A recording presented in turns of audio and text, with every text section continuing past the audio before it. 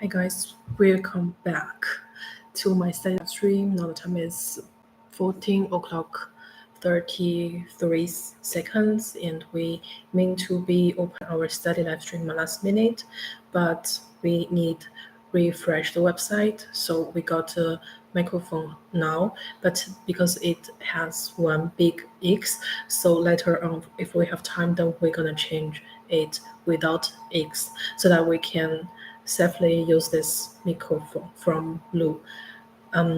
Okay, so I just started for today's study live stream, and we prepare exam. That's why time is not enough. Time is urgent, and the time's everything in first places. But we still doing one by one. So yeah, let's get started.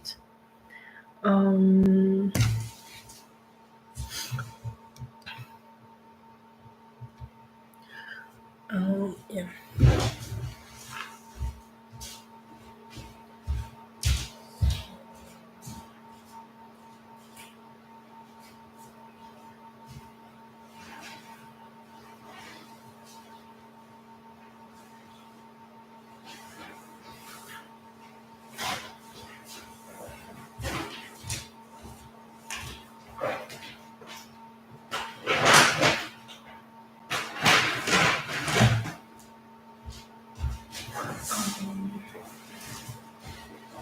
So, I got just one fence. I guess we know each other. Is on don't know. I am not sure. Sometimes it's just like my friend and neighbors, student neighbor circle. And so we went to the city center today, and it's not far away from here. And I feel like not very well, and the reason is that the reason is that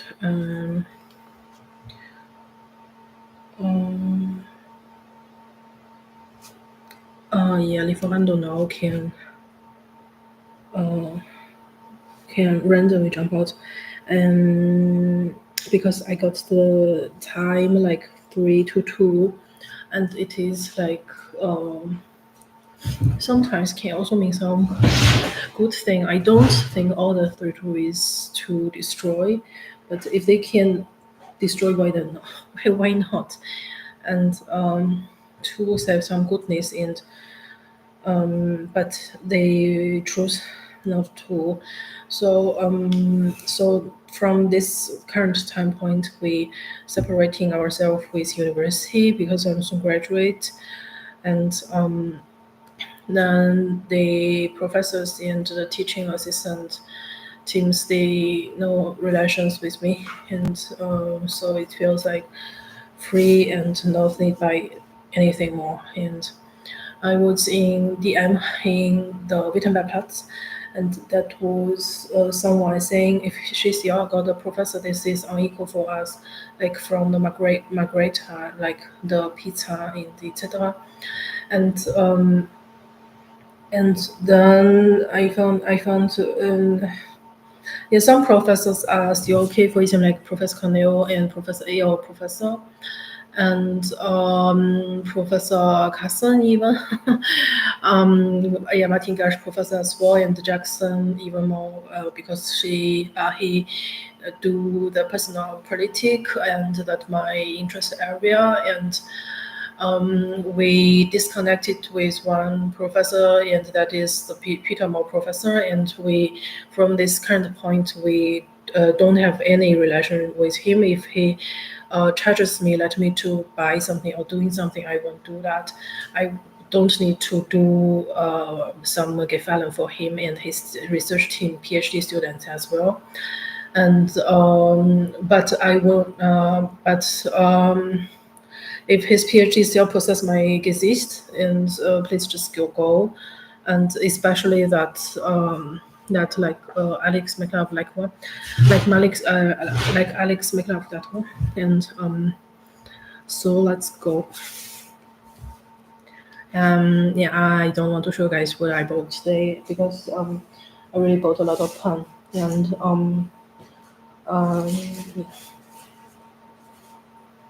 yeah.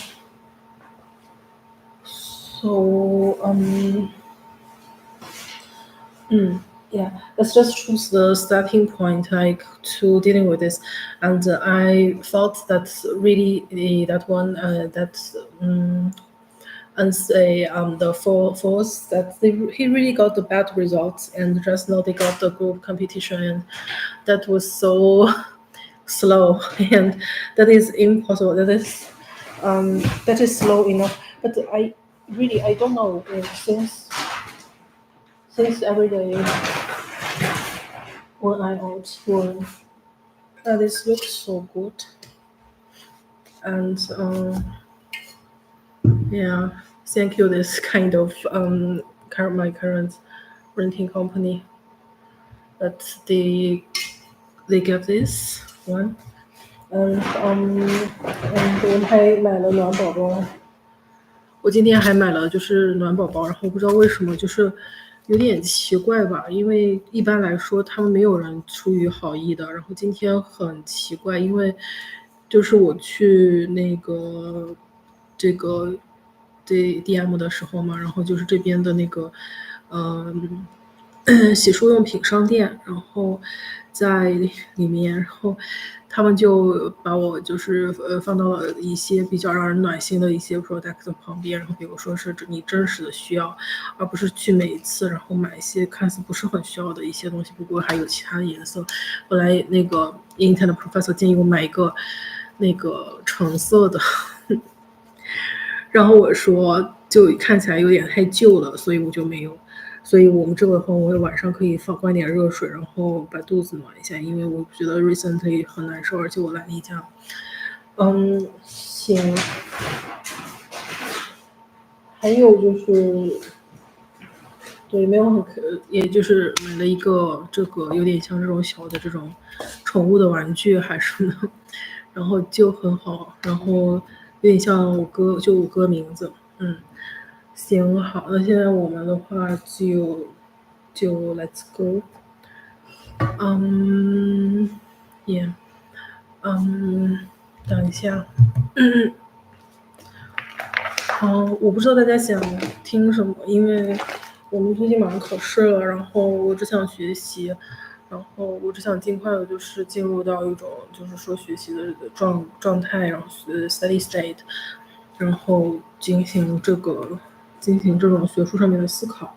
然后我还去了麦当劳，然后在麦当劳里面的时候，然后有一点就是因为周围的环境都有点像是我目前租的这个公司的其他的一些住户们，然后他们就整个质量很高级，然后他们的我的感受是，然后我就很开心，但是我又觉得我有点和他们的 content 有点相比起来有点奇怪，因为我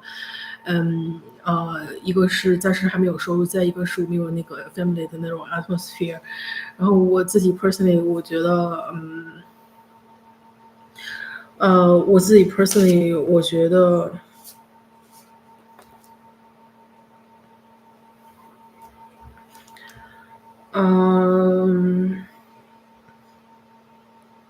我自己 personally feel like it's well, but I want to more academic content. So to say，所以就喜欢更多的一个这个学术上面的一些思想，然后其他的我倒觉得还可以，然后。对了，我本来昨天说是要看一个那个就是哔哩上面的 updater， 然后就是爱吃年糕的阿泽，然后大家可以去搜索他，因为他真的在一些比较 key point， 然后帮助我比较多。然后呢，我们就 just let's start。出去的时候 ，OK，so 如果你们有就是 any 对，就 just do it。然后还有这个咖啡，然后这个是西蒙做的咖啡，然后当然它的这个是马林和伊曼努，但是呢，这个咖啡当时产生的原因是因为那个西蒙拉，就我之前的一个同学，然后他产生了这个咖啡，然后这个 Early Birds， 然后后来在他这个咖啡产生之后，然后去年4月2号的时候，然后我们又这些我们就是 Sam Conscious Group， 然后这些人，然后又把这个 Early Bird， 然后做成了一篇 article， 然后就很特殊，然后一般来说代表的是这种 1% 的这种 probability 这种，所以就是一些小概率的一些事件，然后呢，然后我本来不想买，因为这个颜色有一点给 mine， 然后但是呢，后来就是还可以，所以我们就一个事情一个事情的把它都处理好。行，然后我新有了一个尺子，然后这个尺子有点像儿童尺，那个就是有点像我们这些 proof， 然后其实。那个上一次的那个教授，然后就是 HBR 那个教授，然后他建议我买这个尺子，然后就说是一个橙色的一个尺子，然后可以买那个，结果我就一直都没有，然后后来我发现其实也可以没有，不影响我的，所以就 Let's go，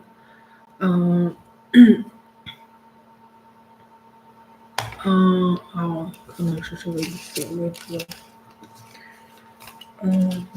我们对，就不说了。我们今天取关了我们的那个 classmates， 他一个 similar 来，然后因为他就是老是因为他们的那个就是 average grade 比较高嘛，然后所以他们每次拿的时候都是拿那种1% 或者是0.几%，让人觉得很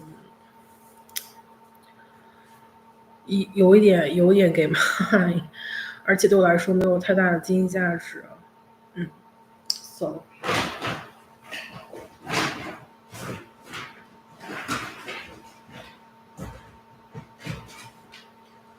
OK， 我手机也没有电了，然后我现在尽快充一个。还有就是我的这个，这是一个新的这个沐浴露嘛，然后那个，怎么说呢？其实是澳大利亚的一个学习直播，然后我终于找到了这个真的，我觉得很开心。还有，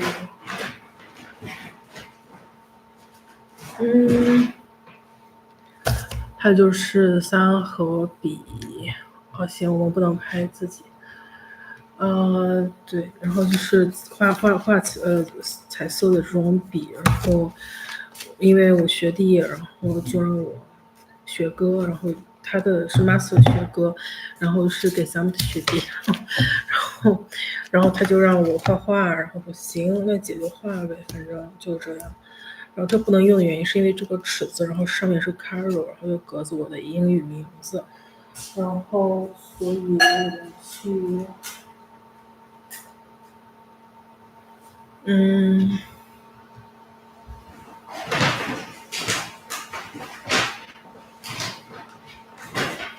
1盒是这个笔。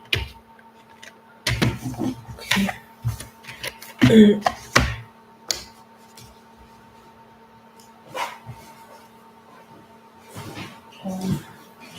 有一点 boring 吗？我觉得还可以，我都可以的话，我连话都不想说，我真的，我感觉就是感觉很累。还有就是那个Bosch Leather Machine 之类，它的那个就是它的那个牌子是 wrong 的，因为一个是我的名字，然后一个是叫什么来着？就是一个是我的名字，然后另外一个是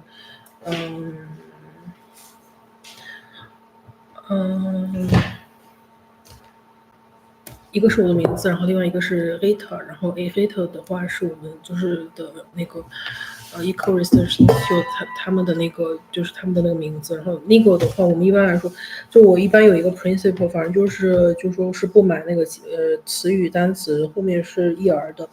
然后所以的话，这个 waiter spot，然后也就不要了。然后因为主要是问题在于这种对接的时候，然后如果我买了那个的话，他们很容易拿巧克力，然后直接置换一个鞋垫。所以我在这种情况下，我想更多的问题是这样，其实很划不来，因为就是以很长时间然后积累的一些这种东西，然后结果突然间被收购的那种感觉，就是有点被廉价收购的那种感觉，所以我就觉得不是很好。所以 OK，我们现在就开始吧，我们就话不多说。然后下面的那个2的话，请就是稍微提示我一下，因为我啥就提醒我，就是稍微 remind me a little bit，因为我是 really don't know what is happening and 那个就出去的时候我也不知道他们的 criterion 是什么，然后他们直接把我给放空，然后就什么都没有，然后结果就是这个尺子，然后我就不知道要弄，我就不知道做什么。然后还有一只 Sandbird，然后也是我们的一个那个也是我们的一个客座教授。然后行。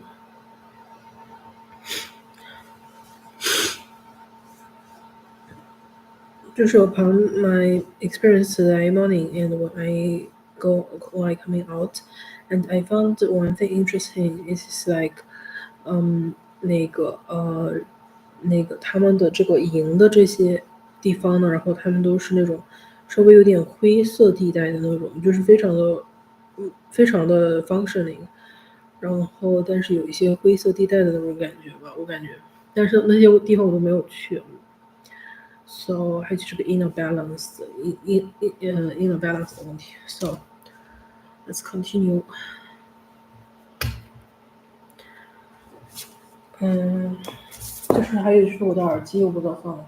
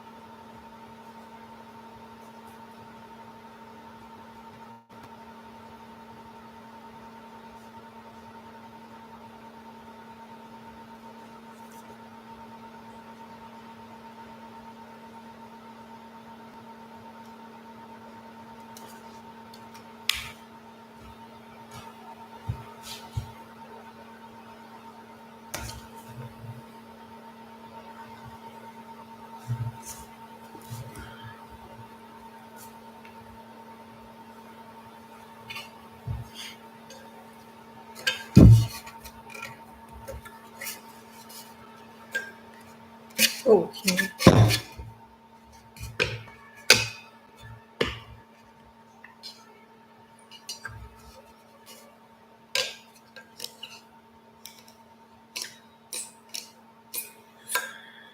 天呐，原来是这样！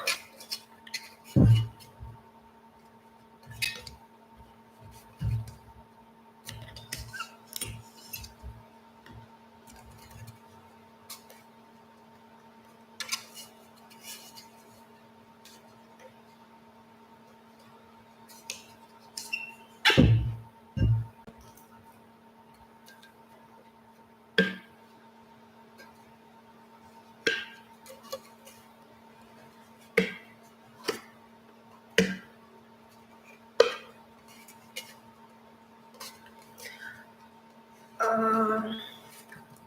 天呐！哦，里面是脏的，天呐！还是下过雨了吗？我也不知道，反正里面是脏的。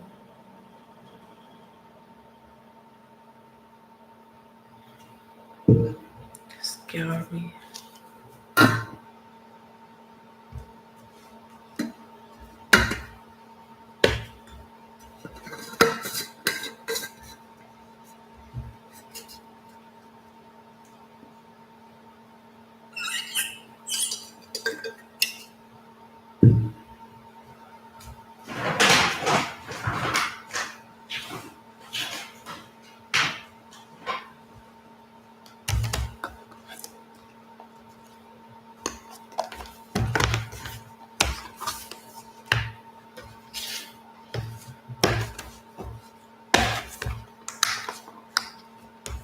合上就行了。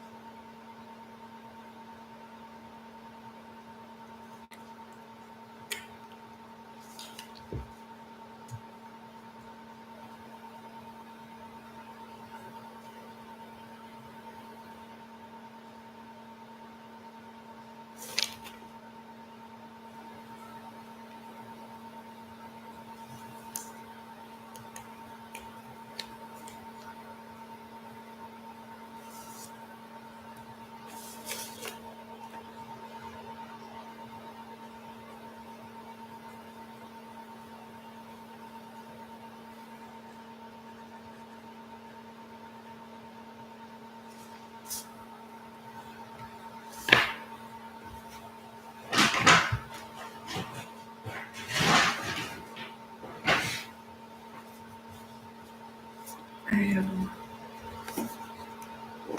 一箱啊！我的完了。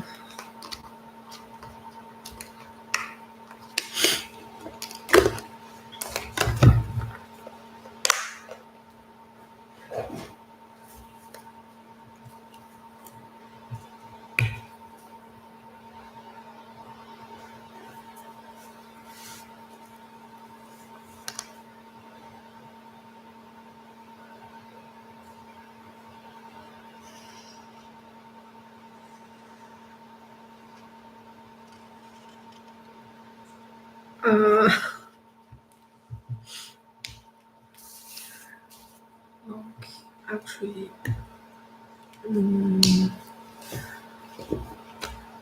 这个图有一点奇怪，然后合适的就是白色的是看不到的。All very useful actually。我说的今天我们学的这张就是那个 PowerPoint 加24页的，反正就是很那个有用。然后因为它就有点像皮，然后他把那个给擦掉了。然后从昨天开始，然后那个我关注了一个带肉的那个学习直播，然后他就说，他就用的这个方法，然后结果他觉得挺 useful，然后结果晚上的时候，反正我在进行这种深度沉浸的思考的时候，然后我发现这个也很有用，结果我不小心把我的 intimacy part 和我的 mouse 给 wipe out 了，然后我就发现这个对我的 intimacy part 和我的 mouse 进行了一个很好的一个保护作用，然后结果没有想到这个竟然出现在了 就是竟然出现在 PowerPoint 上，所以我们用灰色的笔，然后代替白笔，然后所以就太搞笑了吧，我的天！然后stella 教授，然后反正他是那个黑色的这个框子，然后他就说是这个 very useful，this is very useful actually。然后还有黑笔，然后黑笔的话，我们就是怎么办？黑笔的话，我们就用浅灰色代替吧。但是这个是蓝色的，这个是蓝色的，就蓝色。结果我会告诉大家，我今天发现了很惊讶的事情，然后在那个 Central Street 上面，然后就是那个 cinema 旁边，然后完开了一个非常高级的一个 bocconi 的那个 store， 然后因为那个尤列斯他不是有一个那个冰淇淋就是披萨 store 嘛，然后结果那个 bocconi， 然后他不甘愿只做一个三维制，然后他们就设了一个那个就是街道上面的那个 store， 然后我看到之后就吓到了，我就说这个意大利的这个 small professor 拿的不得了，而且我觉得天哪，什么情况啊！我的天！Series 3 and 如果可以被 wipe out 的话，就是2吧。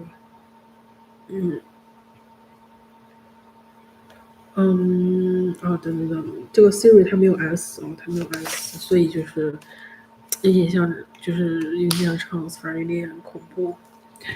所以他们可以 potentially 他们可以给一些想法，但我觉得这个就是有点，因为今天我完全就是不知道发生什么那种感觉。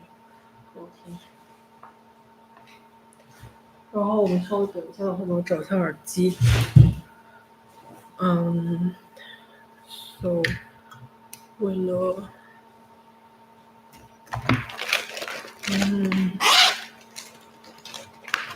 真的我就不要说话了，就是 just do it。So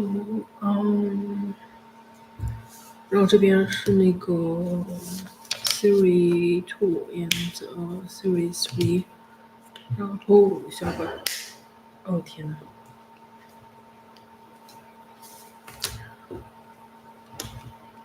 我们需要一个笔。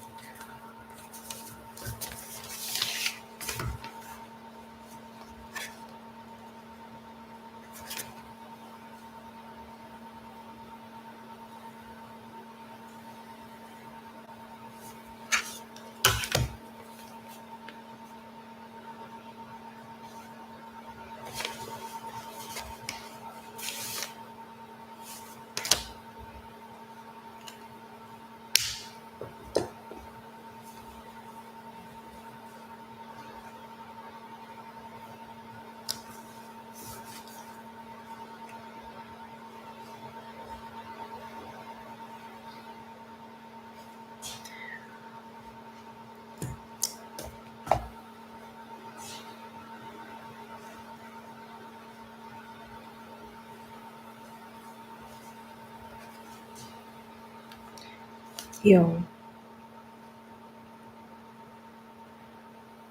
嗯，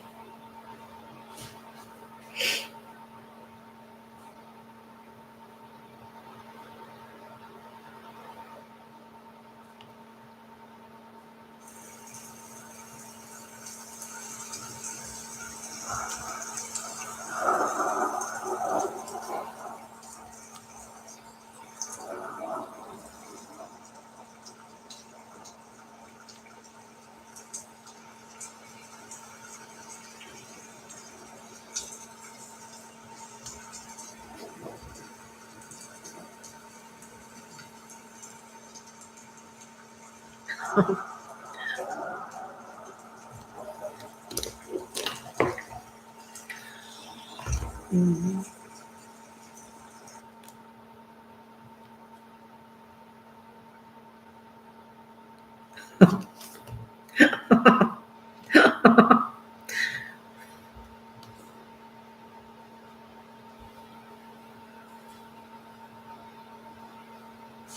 ，the due diligence measure on the right, consistent with the prediction, we're getting negative coefficients. So more due diligence, or I should say less due diligence, is associated with more dispersion in these investment outcomes. We're finding a 1 standard deviation increase in log diligence. It reduces the volatility of NPK from 130% to 125%. More on that magnitude in a second. And these results also hold for more traditional measure of returns. What about the level of performance? Well, the model predicts no relation between the level of NPK and the amount of due diligence. Expected NPK is always 1, no matter how much diligence you perform. Why? Well, the VC is rationally choosing the right amount to invest on average, even when they choose to perform very little diligence. So to test that, now we've got the level of NPK on the left, and there's no significant relation to the amount of diligence consistent with the model's prediction. More on the magnitudes here. So here we want to ask, a counterfactual. If the level of due diligence hypothetically doubled, how much extra value would be created?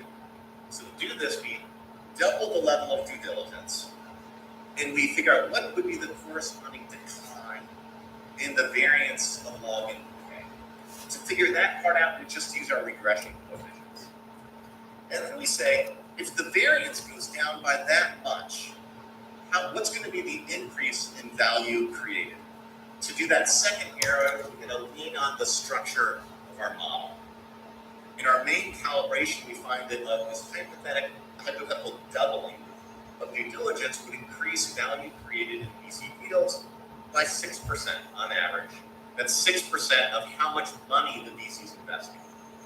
If you apply that 6% number to the whole VC market in 2023, we're finding that you would generate about $10 billion of extra value, which is not trivial. Of course, we find a big range around that 6% number. All these numbers are big, but we're finding all we take from this exercise, this very simple calibration, is that it's looking like due diligence is playing a pretty important role in terms of allocating capital efficiently to startups. Since this is a very new measure, we worked hard in the paper to do different validity checks and robustness checks, but for the sake of time, let me just conclude. One message coming out of this is that how much due diligence you perform in a deal is a choice, right? VCs are making that choice by trading off the costs and the benefits of due diligence. The costs relate to, for example, how hot is the sector right now? How hot is this deal? How busy is the investor? How much travel is involved? The benefits benefits are in the form of better capital allocation decisions, a better choice about how much to invest, as evidenced by less dispersion in marginal product of capital. Overall, it's looking like due diligence is important for the efficient allocation of VC to startups. And I'll finish there. Thank you.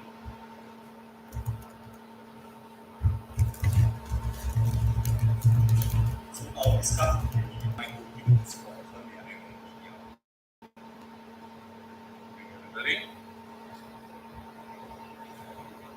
So thanks to the organizers for having me. My COVID skills here. Okay. Okay. And I'm not allowed to move, right? Yeah. I can move. Yeah. Focus on Zoom. Okay. So let's get started. I'm going to try to summarize the paper in one slide. And I'm going to replace Luke's great motivation with my own, being this as a VC researcher. So I'd say the bulk of the venture capital literature thesis is essentially trying to justify the fees and carry that these investors charge their limited partners. And on the other side, the entrepreneurs who take what I tell my students is very expensive capital. And so getting into the black box of value creation, deal flow, and deal selection is an important part of this literature, and there's a lot of things. And this paper is basically going to talk about the deal flow piece to that. And indeed, there's been some research, survey-wise, that it's shown ask VCs, incentives to they're doing a lot of work, but ignoring that, they conduct a lot of time pre-investment. And if you look a little bit closer to the literature, particularly in response to venture capital pandemic, I'll show you some examples. The role of diligence is actually unclear in that role. And then we combine that with the emergence of data, ML, AI, whatever you want to call it, into the venture capital world. You could argue that diligence is becoming less and less important. So there's really some potentially unanswered questions here. So I think Luke did a good job of summarizing the research question. Is diligence important? So application. So my summary of the hypothesis is you can tell a story, write down a model, cite folks who've done that, is costly. And given that startup outcomes are quite tail-driven, right? There's a skewed distribution, changes in diligence can have real consequences for investors. And let me just quote the paper in terms of results. Investors should deliberately choosing the intensity of diligence, and they weigh the costs. There are trade-offs, and this has improvements in application. Now, I think in both the venture capital literature and outside, we know quite a lot about the role of information in investing. And indeed, if you look inside of the venture capital world, you see trying to overcome information barriers with even before the pre-investment period. So basically building their firms and setting themselves up for success. So things like geographic proximity, the way they build their social and professional networks, and the way they incorporate IT and data into their systems. So I think, baseline and all that, indeed, this should matter. And diligence should matter because VCs are doing a lot to make it easier for them to collect information. So this response suggests that both learning and information gathering are costly. So what is this paper doing? I think Luke said it too. This paper is really providing a direct test of this, basically observing actions connected to this. So we can accept all of this, theorists can write things down, but it's data. I guess it's sort of conflict. I'm trying to find some in the literature. And if you look at the role of venture capital during and a little bit after the pandemic, there's some evidence that VCs either didn't respond, or like I can do this my own way without in person, or the substitutes from in person to remote are not great. I've just highlighted the quotes from these two papers. One, a survey of VCs who said basically we were fine, we can find our own way to do this. Whereas if you look closely at how they invest during a period of time where they couldn't do what Luke's data had, right? Literally couldn't go visit in 20 years of a startup. This paper and a few others document that it's not a perfect substitute. They basically had to change the way they invest. And what did the paper find? Is that diligence is costly. Diligence is also a choice variable. That is, VCs are not just blindly investing their time and money regardless of their own characteristics or the startup. And it rules out a lot of alternatives. Right? For example, a typical story is that all VC value creation is deal flow, not selection. That is, we get we're a VC firm, we get all the best entrepreneurs to come to us first, and our job is just to write checks, right? And then maybe we do some work afterwards. Think of a PhD program, the best PhD program versus not so great. Part of the story is the best students apply to the best programs, and it doesn't really matter what we do in the classroom, of course, essentially. The other piece is that pre-investment effort basically is quite limited. So this could justify these. That's why I mean, what's really interesting here is the diligence impacts which firms get financed and this sort of market level macro view. Okay. The other thing I want to say, we're in a big data and high performance computing conference, that I just sort of think about this paper in the context of that. I think what's cool about this is, insofar as others can get access to this data, the use of this geolocated cell phone, creepy data, is really a breakthrough in understanding investor behavior. So it's to my view, I know there's measurement error, but it's really an objective, quantitative view of what is otherwise unobservable. It can be applied at scale. For 80 billion, 800 billion, it's crazy, across different asset classes and geographies. And if you add some economics, which is always a good thing, the papers show that you can say something about efficiency and cost. So it's an exciting paper. My job, of course, is not to just summarize and give you some comments. I have four. First, this is motivated a little bit more about sort of how VCs and entrepreneurs interact when they get together to do a deal. So this paper, empirically and the theory piece, is focused on the first time an investor invests in a company, basically the first meeting between them and an entrepreneur. And the main choice variable the VC has is capital. Now, this is indeed true. When VCs are making investments, they are deciding how much money. But at the end of the day, they don't have much choice. They are investing in a $100 billion fund, and they have to invest 10 to 15% of that fund in any one deal. So I like to think of most negotiation between entrepreneur and VC is not about capital, but it's about price. Now, you can see I did some beautiful math here to show that personal equity, which is a version of price, is inside the thing that they're focusing on in the model. But I had a lot of trouble getting through this model and thinking about it in terms of capital. Because basically, most entrepreneurs in VC agree we want to raise the least amount of money to learn to get to the next milestone. There's very little disagreement about that. And so K is almost conditions. Like, tell me how much you need, and we're just going to figure out what price. And I think it's equivalent, but it does change the interpretation if I think about this model. So I just encourage the authors to think about if valuation is the center of negotiation. That's the choice variable. How does diligence and cost estimate change? I think it's okay just because it's equity sitting in there, but I didn't solve it out. Next, how much of what we're studying in diligence is a soft versus hard information source? So I found two companies that I put up. From my own view, they're going to be very different kind of information that's available to them.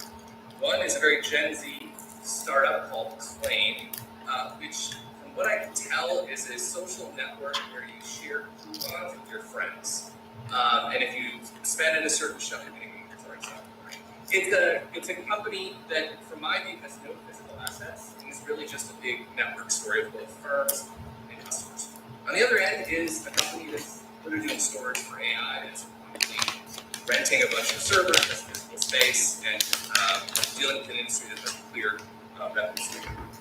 Now, I think it's safe to say that the left side, more information is needed, more visits are required, and it's to be best done in person.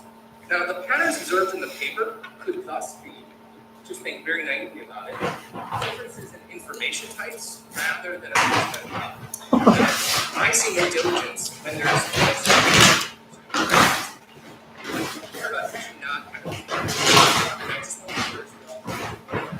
is to embrace this against it. What's they have markets need to less it's very likely that soft information startups are raising money in hot markets versus cold. So you would have expected the opposite. In hot markets, it's all about soft information. So they're not finding that that's good. And then the other is this followers of this dispersion measure. And again, I think soft information startups are likely to have dispersion. And this goes against the story. All they're documenting is efficiency. So I didn't find in the paper I didn't actually see what this Next, I had to bring this up. This is like 2 years of my life in PhD was thinking about selection. I'm aware that selecting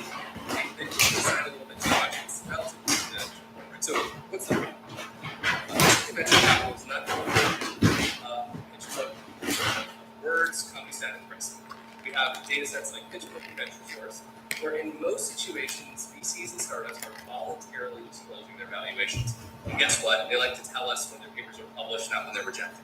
Right? So the data we have is carefully selected in the cross-section. It is also a complicated dynamic selection, which I've sort of documented here.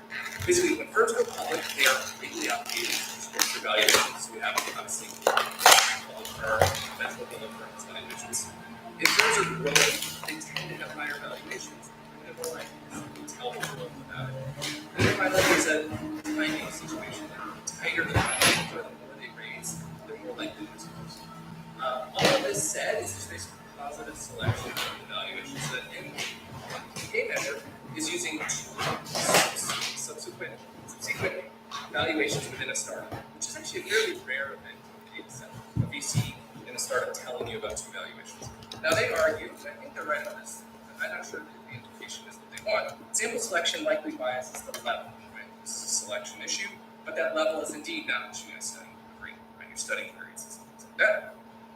That said, the sample that you're studying is still selected, and you're trying to say something at the end of the paper about capital allocation and efficiency.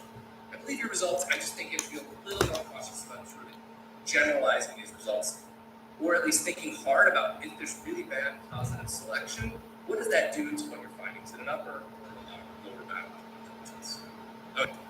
Last but not least, got to come up with some other ways you can measure it. I think I can kind of tell the battle co-authors has dealt with in seminars and maybe conferences, which is like, is this really a diligence measure? Right? You got 4 tables that you're trying to validate it. I believe it is. I just have some other ideas on how you can shut up a referee, maybe. So this is not just another list of diligence measures. I have some ideas on how you can measure busyness, diligence that really nothing to do with the startup, which is what I think you need. You just need some L's that are 0 or the opposite direction. So here's my ideas. So you want to replace fundraising with getting tenure. You don't understand how VC works, you can kind of do that here. So one story is you're busy raising your next fund. VCs can spend almost 2 years doing this, and it's time consuming. This could provide a nice prediction where you could correlate diligence with, are they raising a fund in the next 2 years? Next, the incentives from fundraising. You're basically raising a new fund as a VC based on the performance of your current fund, and most of that is unrealized. It's like, do I have R-Rs, not pubs? This again generates some incentives, not so much on getting deals done, but the kinds of deals you might do. So are they gambling for resurrection? Are they grandstanding? Things like that. So again, I think this has some pretty clear implications for diligence and deals. And then finally, in the career incentives story, to go one step further, is if a VC has recent success in their portfolio, let's say they're in the carry, they're pretty profits, they've done that yacht, that lowers incentives. Again, not have anything to do with the startup characteristic nor the market, just their own unique characteristics. But maybe what I'm saying is you can run a VC firm mixed effect type regression and use variation within the firm. And what's important here is not all these cases have costly learning in them, and I think this can help you tease out what you're actually measuring. So, career incentives are an important part of this literature. Okay, summarize. Basically, VCs conduct a lot of in-person diligence, and VC is a pretty time-intensive world. Take this and replace it with traditional private equity. It's even more so. So my suggestion would be go to private equity and buyouts. They do like 100 deals a year and only write checks on 2. They're spending a ton of time on this. This choice depends on both VC characteristics and market factors, which is not what you think at the start. That's what's important here, right? You normally think it's all about the startup, or it's just all about the asset class. And then finally, diligence matters for outcomes. I think this paper really fills a gap in how we understand pre-deal efforts. It really says something about deal selection. So it's typical world as deal flow, who applies to my PhD program, and how do I teach them in the classroom. This paper is saying there's a little bit more about how do we evaluate the people who apply and do a good job of screening out good versus bad. So with that, thanks again, and I'm looking forward to hearing your questions.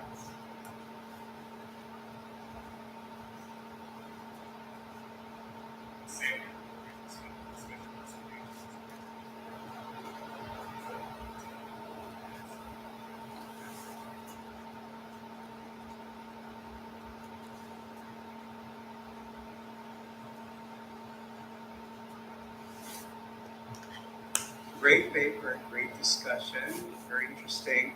I have two minor and one old clarification.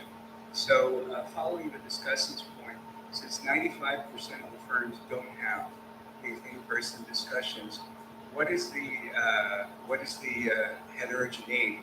Do you know which firms have it, which firms don't have it? Following Mike's points about soft and hard information, and also creepy comments. As you know where these VCs are going, everywhere basically. Can you follow them to see if they visit competition or something like that? So you can answer it. But the biggest comment I have is just some more clarification. I'm a bit confused about the model.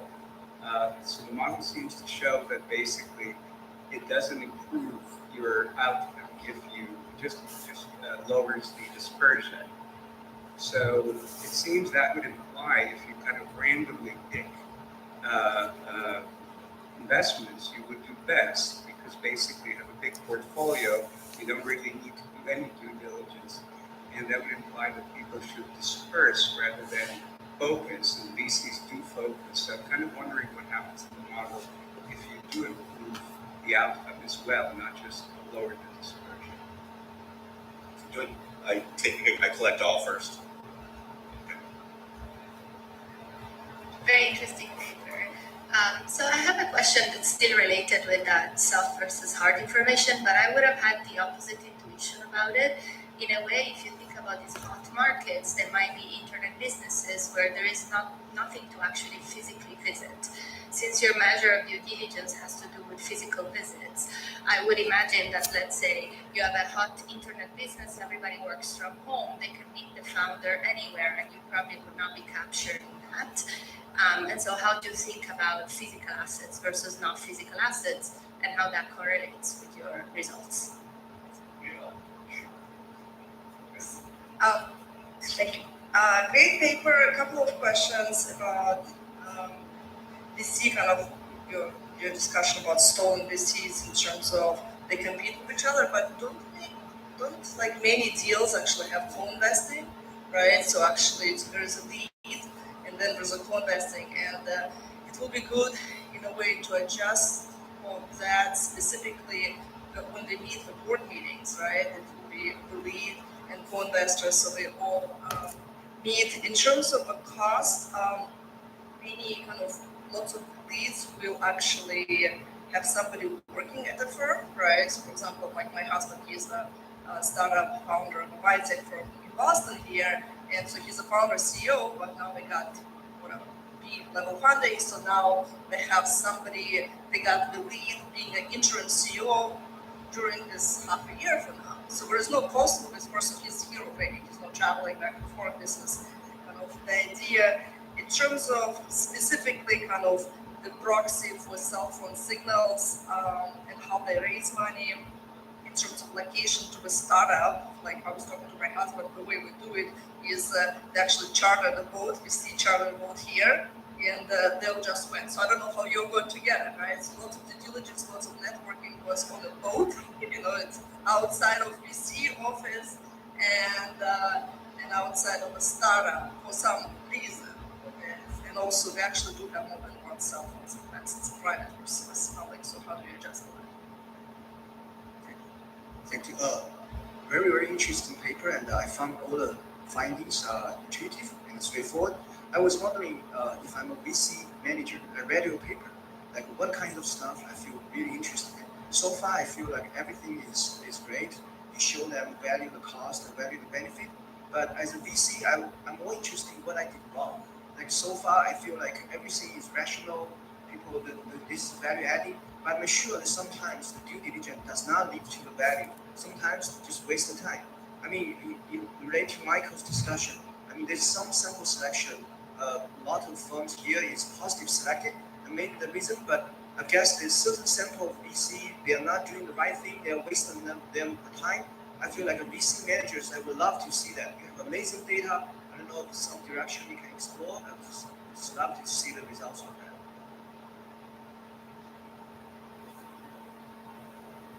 I just have a very quick question. To what extent we should control also for startup complexity under the premise that more complex startups will require more due diligence? Is there any way to study diligence of the deals that did not happen? Because I think that can, maybe not this paper, but there's this classic idea that there's serious adverse selection, right? That the good guys go to the sequoias first and then the other VCs later. Could this data be used to evaluate a little bit of the stuff that didn't happen and test those kinds of theories? Okay, thank you all for your ideas, especially big thanks to Mike. It's hard to think of a better discussant in this paper, so we're really thankful for your feedback. Let me start with Mike's comments. There's a lot of very useful stuff here. I like the idea to focus on the valuation of negotiation, focusing on hard versus soft information. We'll have to think about what strategies for doing so. You asked us to think more about bias that may be resulting from the selection of which startups report their valuations. That's one area I'm pretty confident we can make progress on. And I really like this idea of other explanatory variables for due diligence, like are you 2 years away from your next fund? What's your current performance? What does your carry rate look like? Thank you for all those ideas. Let's see if these other, I won't be able to address all these other questions. Let me start thinking through them a little bit. First, obvious, really important question is that it looks like due diligence reduces the dispersion in outcomes. That doesn't, it makes it sound like due diligence isn't valuable. But let me clarify what's going on in the model. There's a really important distinction between percentage returns and dollar profits, right? Doing more diligence always increases your dollar profits, right? So it's not only it's reducing dispersion in your MPK, that's like percent returns, but it's always increasing your dollar profits. An example would be that if you underinvest in a deal, you're going to have a huge MPK, a very high percent return, but you've left money on the table, you've left dollars on the table. Gosh, yeah. So to the question of like, why do you need a physical visit for like an internet business with no physical assets? I mean, one response there would be that in this business, as you, I'm sure you know, is evaluating people is really important, right? It's very common for the founders to come to the VC's office for a pitch meeting. That's a crucial way that you assess people. I've heard other VCs say it's important to go to the startup's office building and track them, shadow them for a day. That's another way to assess people. Now, you don't have to do it at those two office buildings. You could do it on a boat. You could do it in an internet cafe. I wish we had those data, but we don't. Let's see.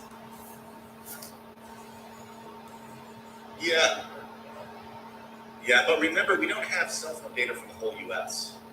We only have it around a radius of each address. It would be prohibitively costly to get full U.S. data. Wish we did. I like the idea of asking, what are VCs doing wrong? Are they ever making mistakes in their due diligence? One possible direction there is to ask, are some VCs better than other VCs at due diligence? For example, do certain VCs, the very top VCs, do they seem to learn more per hour of diligence? That's something we could explore. Can we control for startup complexity? Idea being that, look, there's more prior uncertainty, you got to hide the complex company, or maybe the signals are more imprecise. We do to some degree already. I didn't mention it, but we control for things like how old is the startup. We control for the VC's level of experience in that type of sector. We control for what type of industry the company is in. We think of those as controls for complexity and prior uncertainty. And to Lulu's comment, I really like the idea of thinking about due diligence in deals that don't happen. There's a reason we don't do that currently. We think that we get much more precise measurement if we only focus on deals that happen, right? If you know VC A invested in startup B for sure, then when those two people are together, it's probably a meeting about that deal. But if this deal never happened, like we're less confident that that's a meaningful meeting. But we want to go this direction. Do we do it in this paper? Do we do it in a future paper? Is there a way to improve, overcome this measurement challenge? I have to think about how am I doing? Are we out of time? Okay. All right. Thank you again, everyone.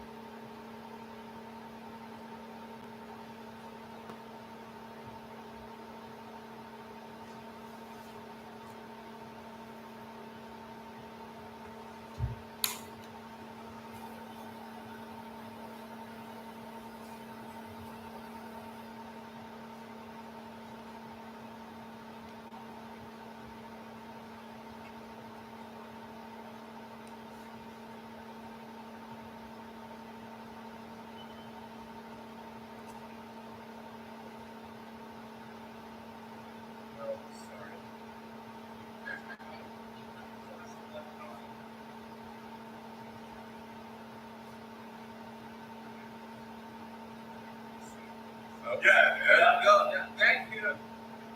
Before you have these are my recent work, Bags, Images, Evidence from Financial Advertising. I'm Alan from UCC. This is joint work with Xugan sitting over there, and Saul, both from Yale. Let me motivate this study with a very simple observation. That is, financial products, think about deposit and mortgages, are often viewed as commodities. There's no obvious reason to think $1 deposit to be different from another, especially when they are with the same bank. However, banks that provide these financial products are typically viewed as heterogeneous. $1 deposit at Chase could be many different ways from $1 deposit at PNC Bank. Think about price dispersion, difference in service quality, and level of trust.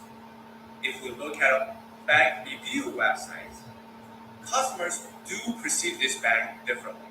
For Chase, it means banking present everywhere, quick access to branches and ATMs, but not that attractive interest. For PNC Bank, it means competitive interest rate in some states where the bank operates, but limited geographic. In this paper, we're going to frame this heterogeneity, these differences in perception, as banks' images. It is an important topic to study, as in the literature, there's an increasing attention to bank heterogeneity, market power, and brand power. All of this have important implications for monetary policy transmission, regulation, and welfare. And how do bank images work? How do we measure bank images? In this paper, we're going to use advertising videos to capture bank images. Specifically, we want to answer two questions. First, how do banks strategically craft their images to boost value? Second, what are the implications of banking and monetary policy? Why study advertising? Because it is important in the banking sector. Banks, on average, allocate about 10% of their annual budget to advertising. Why videos? Because in my previous GF paper with Saul, we argued that video is ideal to capture things like bank images. It is comprehensive, it is dynamic, and it's multi-on. To fully use these features of video data, to fully leverage these great features of video data, in this paper, we developed a new methodology to use video as data. That is, video embedding plus and supervised cluster. Specifically, we use the recent advantage in large model. In our setting, large video models, and we convert unstructured video data into their numerical representation, embedding vectors. Then we apply unsupervised clustering algorithms to those embedding vectors and sometimes solve inversion. We're able to extract three dimensions for banks' images. They are pricing advantages. We gave you the best price. Superior service. We gave you the best service. Trust and emotions. We are your best friend and will bring you the best help. After constructing these measures, we're able to find first, trust and emotions dominate. Images for a bank is very persistent, but there also considerable variation across time and across space. Finally, we cross-value our measure using a large language model-based zero-shot classification and result variables. With these bank image measures, we're able to establish the following three sets of increments. Finding number one, heterogeneous banks, they do have different images, and banks use well-tailored advertising to craft these images. For example, bank with a high local market share, they're going to highlight their service quality and highlight emotional appeals. They're going to downplay pricing, perhaps because of their high market share, they do not offer competitive pricing. Banks do offer high deposit rate, going to highlight that in advertising. Banks provide high quality service, is going to highlight their service in image building. Ads are also tailored to local demographic and certain customer base.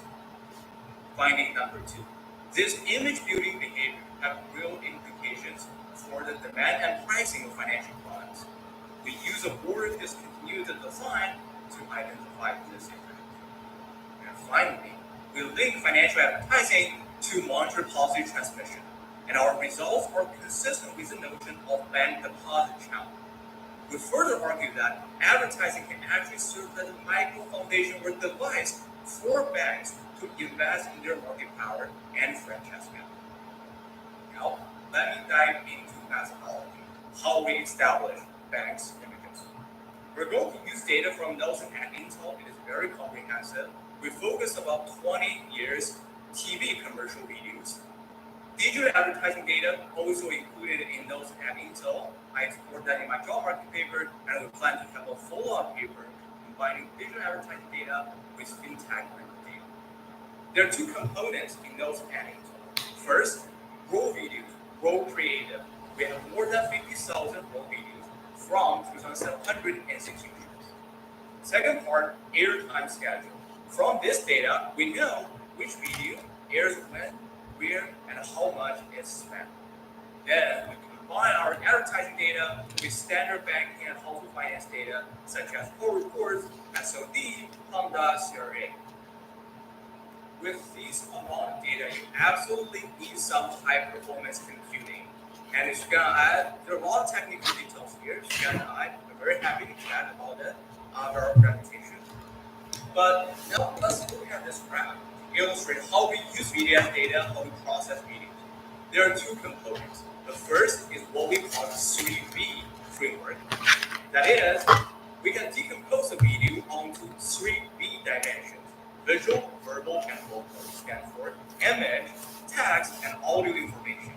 Then we can apply off-the-shelf standard machine learning APIs to these dimensions individually, construct measures accordingly, merge them back to the video panel.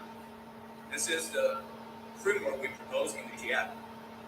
What is new in this paper is we use the recent progress in large video model to extract this numerical representation for videos, embedding vectors. We then do dimension reduction, clustering. We got two systems of clusterings. Here are more details. We first represent unstructured video data with their embedding vectors. Then we do PepMap dimension reduction, and we do unsupervised logarithm clustering. We later interpret these clusters through keywords weighted by TF-IDF. We got two system panels. First is product. This advertising is talking about deposits or mortgage. The second system is what we're really interested in, bank images. We have pricing, service quality, and motion entities. Here is a visualization of the cluster result. You can see this pattern sort of self-emerge from the data. We then use this comprehensive keyword list to interpret, to label those clusters. Now let me give you some concrete example. First example, Chase advertising with General Bank. Anywhere convenience, everyday security. Talking about high quality service, 100% about General Bank. Second, Republic First Bank, Marty Rocket Bank. Currently 4.75 APR guaranteed through December 27th. Concrete financial information on pricing. So the topic is 100% pricing, 100% on banking part. PNC banks advertising on mortgages. We got the keys for a new home. We got the keys. Woo-hoo-hoo. You can see a lot of emotional bills talking about mortgages. And also Spirit of Texas Bank, small business. When COVID hit was one of the hardest things, and the banks walked me through the payroll protection plan. Help me go through this crazy situation. Emotional bills, highlighting the quality of service, and it's about small business. With these concrete examples in mind, now let's look at this overall distribution of advertising things. One pattern just jumped all the data. 70% of advertising or image building effort is about emotion and trust. This is consistent with the literature, such as this QJE paper, arguing that ad content functions through triggering intuition and emotions instead of providing new information or reason. We're using 0-1 binary encoding in this graph, so we may underrepresent pricing and service. If we switch to a probability continuous measure, yes, we get more balance, but still would have intensity. Before I dive into the empirical details, I want to show you what are driving factors for the variation in this image building behavior? Here, I'm regressing banks images on different sets of fixed effects. You can see it is not which the bank is advertising time variation. It's not about county year fixed effects. It is about bank time year fixed effects, bank time period fixed effects, and the bank county specific factors. So together, bank limited fixed effects can account more than 70% of R squared for image building behavior. In that sense, we can sort of interpret our bank image measure as one important dimension for bank heterogeneity. And that's what I am exploring in the second section, heterogeneous bank, heterogeneous images. Empirical design is very simple. I'm going to use other important bank heterogeneity measures in the literature to explain our bank image measures with proper fixed effects. I will try to separately report results for deposit and mortgages or loans. First dimension we're going to look at is local market power, such an important topic in the literature. Help us better understand how image building help banks maintain market power. Results are very straightforward. If a bank has a large product market share in the deposit market, first, it will downplay pricing. Very likely that bank does not offer the highest interest rate, so it downplays pricing. But it compensated by talking more about service. We have a very easy to use app. We have branches everywhere. Similar pattern for mortgages. Banks with high market share downplay pricing, but talk about the promotion, trust building. Think about the PNC Bank's example that I just showed, home ownership lifestyle. Second test I want to show you is in this advertising, do banks provide information reveal their true type, or they're trying to mislead consumers? Our design is very simple. We compare what bank says in advertising with what bank actually do.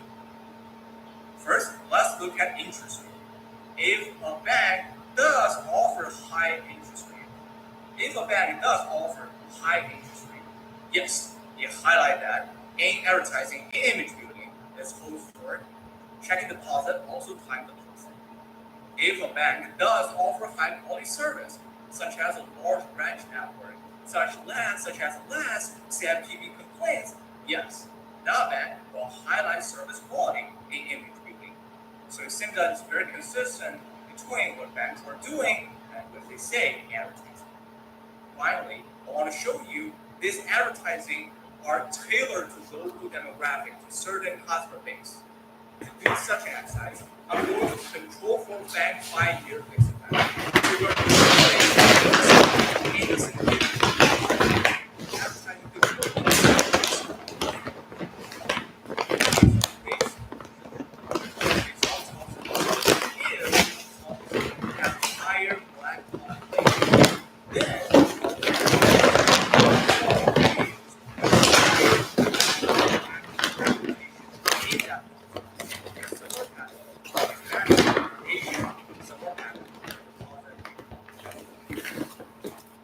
Now, let me dive into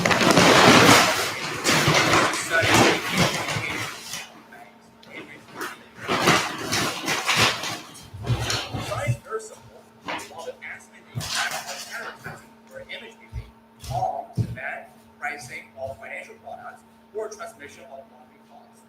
But there could be a lot of endogenous concerns because I just showed you images are important dimension of bank heterogeneity, which could be very endogenous.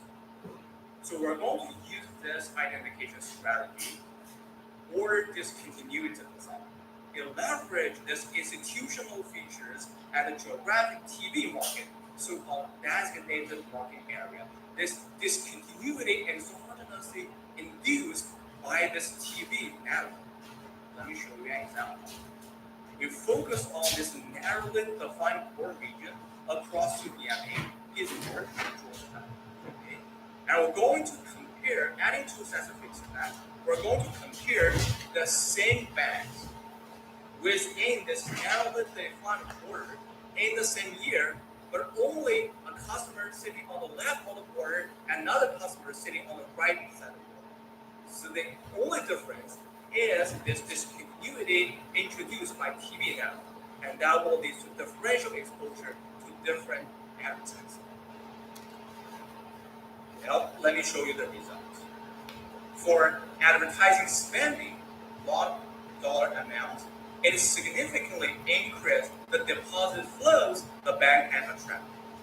Spending more money in advertising will also help the bank to charge higher deposit spread. If we look at bank image matters, a bank highlighting service, let's call that service bank. A service bank attracts higher deposit flows and able to charge higher deposit spread, consistent with the notion of this service bank have higher franchise value and market. Similar pattern holds for loan origination, such as mortgages origination, small business loan origination. Spending more money in advertising will increase loan demand. For loan market, as I just showed you, emotion and trust is the most effective way for image building. So emotion and trust bank attract more loan demand. Finally, let me show you our result on bank images and monetary policy translation. From last year, 2017 QGE, in the sense that we interact dollar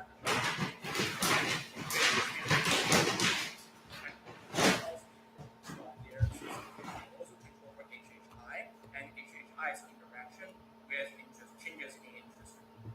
And we find that when interest rate increases, banks spending more money in advertising is able to charge higher deposit spread. Of course, they're going to experience larger deposit outflows and a larger contraction on their balance sheet, consistent with the prediction of bank deposit challenge. We can also replace dollar amount with image building variables, such as pricing, service, or service. And we find that those service banks highlighting their service quality increase deposit spread more, and this is consistent with the service bank with larger franchise value or all of these are perceptual analysis. We can also directly look at aggregate time series. Here I'm showing you this bank images, aggregate time series, and interest rate. The results are very similar. When interest rate increases, banks use more service and trust emotion brand building. Now, let me conclude. In this paper, we want to understand how do banks strategically craft their images and what are the implications for the banking sector and for the monetary policy and for the demand and pricing of financial products. What we do is we analyze 50,000 TV commercial videos with a standard 3D visual, vocal, verbal, video analysis framework and the new method that we developed in this paper, applying video foundation model to this unstructured video data, extract their numerical representation video embeddings, and then we apply unsupervised clustering method to this embedding vectors. Some patterns self-emerge from the data, and we're able to quantitatively establish bank's images. With this bank image matters, we're able to find bank establish good service and emotional connections to maintain the market power. Bank use well-tailored advertising to craft their images to cater to certain demographics. And finally, this brand building behavior has important implications for pricing and demand of financial products and monetary policy transmission. Thank you so much for your attention, and really look forward to this discussion.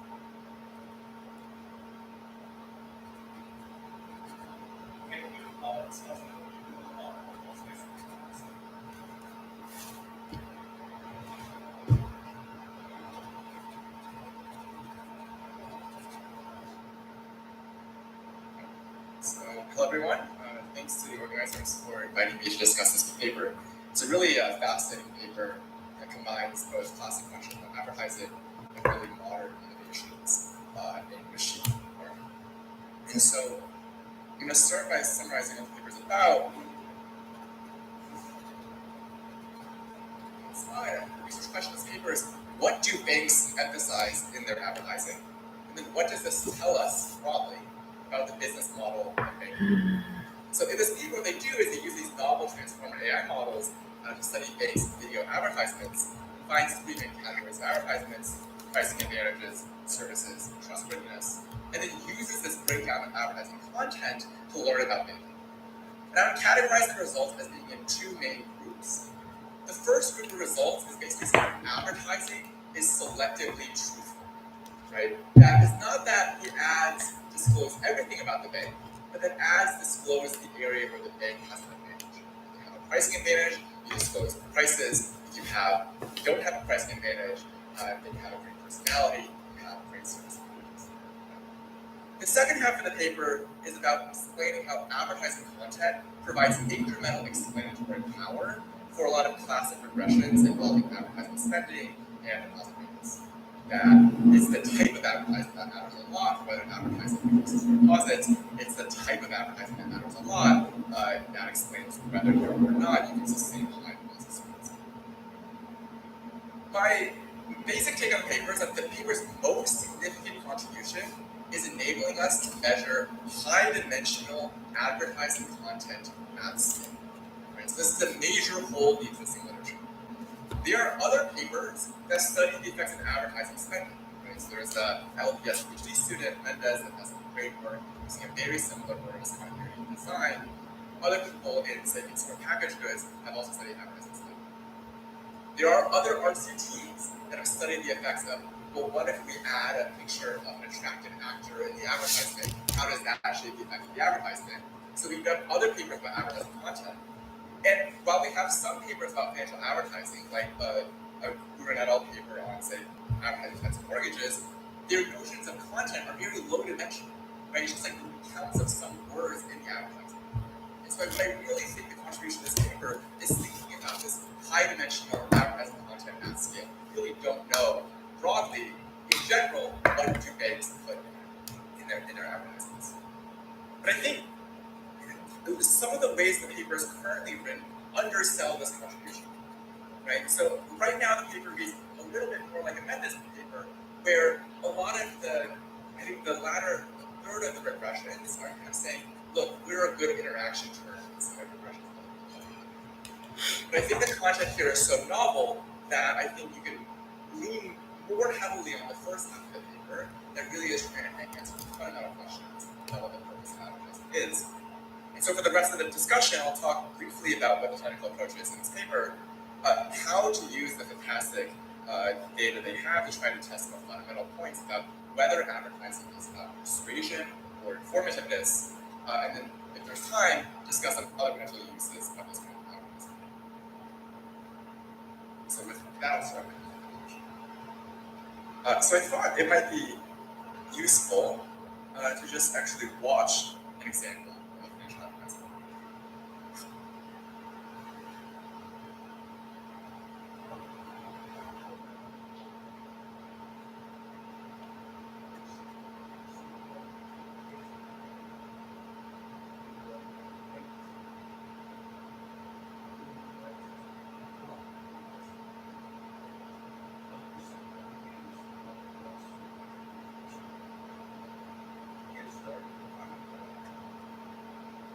So I highlight that advertisement to really emphasize that what the authors are saying about the role of emotion, right, service is really first order qualities. So you cannot look at this ad. It turns out Rocket is one of the more expensive mortgage lenders in the market. The pricing information is awesome. And so how would the authors process an advertisement like this? So they would start from the video. And even though they talk about video transformer models, what's actually going on in the paper is that they first split the video into the words spoken in the video. So that would cost you. So you'll get words like, instead of lowering expectations, we've lowered down rates. Right? And then there are these decoder-only language models that can then process this and convert those words into a vector in some very high-dimensional space. What they do in the paper is they project that down to a two-dimensional space with some fairly sophisticated clustering, identify these clusters, and then call those their service categories, pricing categories, motion categories. At the same time, they also take the video and they extract some images with no audio. And then they take these images and they apply kind of computer vision techniques, and you can try to figure out things like the race of the actors, the age of the actors. So that's what's going on in this paper. This is the unsupervised learning thing that they're doing. And I guess the first question I have is, what is the advantage of such an approach versus just the LLMs that we're so accustomed to use, right? And so for reference, I took the same video and then I designed a simple prompt to throw it into Gemini, and kind of just ask about what is the content of the ad, what information is being presented, what emotions are there, and kind of highlight the power of the current generation of multimodal models. What is the music that's being played in them, right? And this is quite cheap. So roughly it's like 15 cents per 1 million input tokens. A typical video like this is roughly 10,000 tokens. And so in the back of the envelope, for less than the price of the night of the semester, I think you can process roughly 50,000 videos in this way. And so, this is what a language model would spit out, right? That it talks about showing a house, that it explains the program, it talks about what's the information, the emotions evoked about hope and possibility. It quickly highlights the race of most of the actors, and it even recognizes that it's the road as the music. And so there might be regulatory reasons why you don't want to use language models. I think the Nielsen might be a little bit cagey about this. But I think this is the benchmark for the rest of this, right? That if you're in a setting with a lot of videos, right, there are modern multimodal language model tools that can track a lot of this content. And so you should, potentially use one of these models and then cite the paper as inspiration. I want to focus the bulk of my discussion on thinking about what this paper can teach us about persuasive versus informative theories of advertising. And so I think at a high level, there's a question of why do banks spend 10% of their non-interest expense on marketing? The current literature mostly argues that financial advertising is about persuasion and tricking people. Right? So this literature has been heavily influenced by these theoretical models on shrouded attributes. And so, for example, Gordon et al. And advertising expensive mortgages make an argument that mortgage advertisements don't really show things like reset rates and ARMs, and really emphasize these, the teaser rate and kind of trick people into taking on more expensive mortgages. There's a nice paper on credit cards by Shore. It says like credit card advertisements things like advertise rewards, such that the more expensive credit cards are worse for consumers and more advertising. But I think what this paper highlights is maybe there's a role for advertising and finance to be incredibly informative, kind of help consumers find financial products that they got. Right? The current version of the paper already hints at this with their results on, say, the better priced banks offer have more information about pricing in their advertisements. But why is how does this paper make an advance on this? I think the issue is that because the existing literature has very bad measures of what is in advertising. Right? So let's just take a focus on this Gordon et al. Paper. They show in that paper that the banks that spend more in advertising have mortgages that have higher interest rates. Right? And so they argue in that paper that this rules out theories of advertising where advertising helps inform consumers of lower prices. But what's hard is that it kind of rules out, because they don't have any data on what else is being advertised, it's hard to rule out that these mortgage advertisements are actually incredibly informative along other dimensions that matter to consumers that aren't necessarily price. And so if you take a look at the example ads in the paper, where you see this wise lending, right, where a lot of the content in this advertisement is about either having low monthly payments or allowing really low down payments, 100% financing. Right? And the question is that maybe this ad tells you, look, if you have bad credit or you don't have a large down payment, you can still help.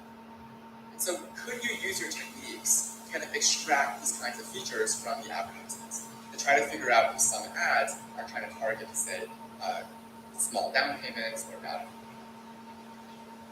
kind of more generally, I think there's a really big potential here to kind of completely change our priors on how financial advertising works with the content in this paper. And so what I would recommend is to refocus the paper on whether the content of advertising is consistent with external data on banks, products, and services. And I think finance is a really exciting area to study this because a lot of our usual data sets about, say, Honda or really tell us a lot about the characteristics of the person that takes on the mortgage, right? And so you can really have this very high-dimensional mapping between the content of advertising and the people who take up those loans. So I think there's a lot of questions that you can try to answer, right? So do the banks that advertise better mobile apps, right, tend to actually have better mobile apps? That's been a big dimensional competition between banks. Do the banks that advertise better prices have better prices? We already have some results on that. Do the banks that advertise a faster approval for mortgages actually have faster approvals? Right? So we have some data from past et al. On shadow banks, right? That some of these new generation banks are faster at securitizing the mortgages from the application. Do the banks that advertise small down payments or accessible wide homeownership, right, actually end up doing more loans with high LTVs to consumers with bad observables? Right? Do the banks that say they have better service have lower mortgage withdrawal rates where people are better at completing the applications? And in the context of a lot of investment management questions, do the banks that advertise more investment services have higher or lower rates of misconduct? Right? It's that finance is an environment where there's a lot of rich external data on the characteristics of these things. You might very well find that the answers to these questions vary a lot by type and potentially the local demographics of the consumers, but that really tells us, where are the limits and boundaries of these informative versus persuasive theories of advertising.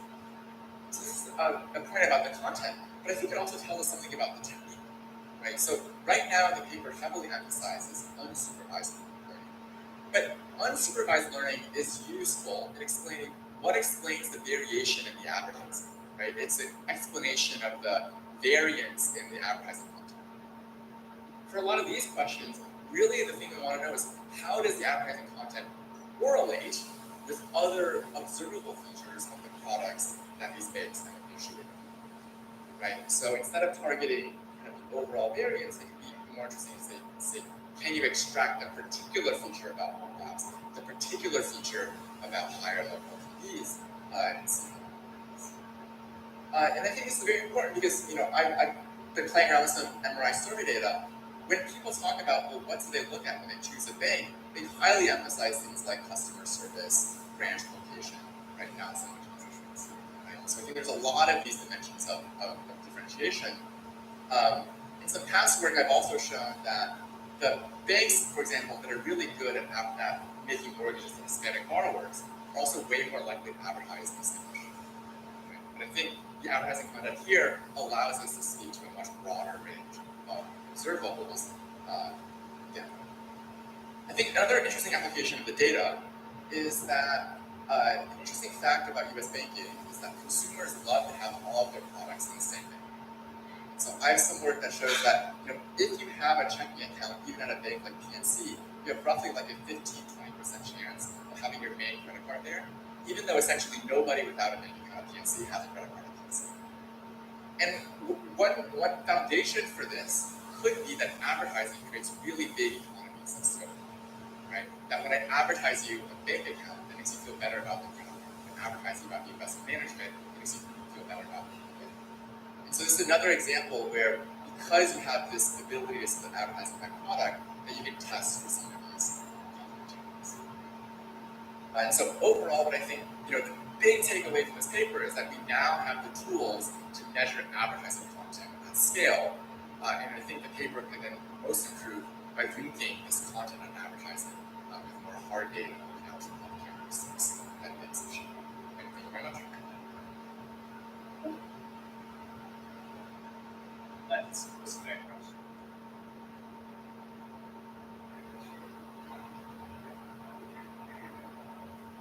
All right, thank you. TV commercials target a very different market segment from digital ads based on mobile apps. I wonder to what extent your main results that as our emotion focus is driven by that, and just to get a broad sense of what's the percentage of marketing spending on each channel. And second, you presented a lot of cross-sectional heterogeneity. I was more interested in the time series heterogeneity, in whether the same bank vary the advertising creatives, same period with strong sentiment over regional disparity. So I have a question. It seems like a lot of banks, or most of them, advertise. First of all, it's great work. The discussion, I think leads to a lot of other directions you can take it. So I wonder if advertising trust, which is a big chunk of the banks, is it just because they don't have anything else to advertise? In other words, they're not involved in no good pricing, no service, or is there any way to measure trust? Like, we're not Wells Fargo, actually. Use your, we're trustworthy. So I think that's something to look at. The emotions idea is very important. There are different emotions. Do they lead to any different outcomes? About the role regulators here. Compared with other industries, in the banking industry, we think regulators care more about banks rebuilding the underlying true information, and do they have very large enforcement actions if something really bad happens that they mislead and fraud the customers. And do we see kind of changes in their strategy after those enforcement actions?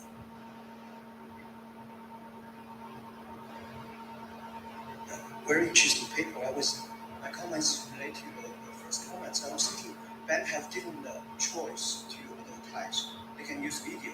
I take a taxi. I saw a lot of bank advertisement behind the scenes. So there's text-based advertisement, there's video-based advertisement.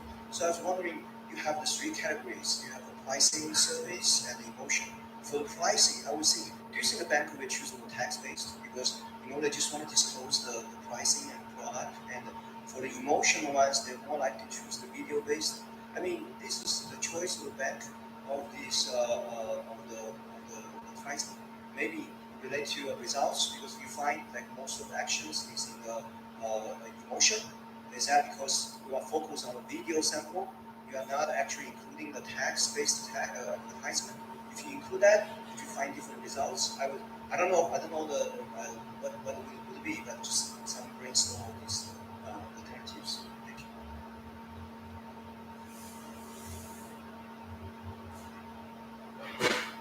Thank you. Thank you. Great paper, great discussion.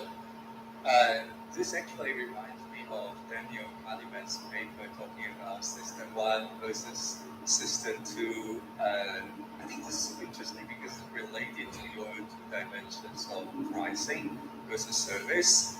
Because actually in Kahneman's book, there is a chapter, with some great examples talking about the value of ads, basically only about System 1, but not really about System 2, because after all, you only have like 10 seconds or 20 seconds. You can only trigger people's System 1 thinking, but not System 2. And I think, also to echo this point, right, because we focus on pricing versus non-pricing dimensions. I would have solved most of that. You show some basic summary statistics, right? I would have solved most ads actually about non-pricing information rather than pricing. So maybe just zoom in a little bit, right, to talk about what kind of non-pricing dimensions those different banks focus on. For example, if it's about payment service, or if it's about savings, if it's about in-person interaction, ATM machines, or those branches. So that would probably give people more informative and richer picture of to what extent they can target different people, different areas. Thanks.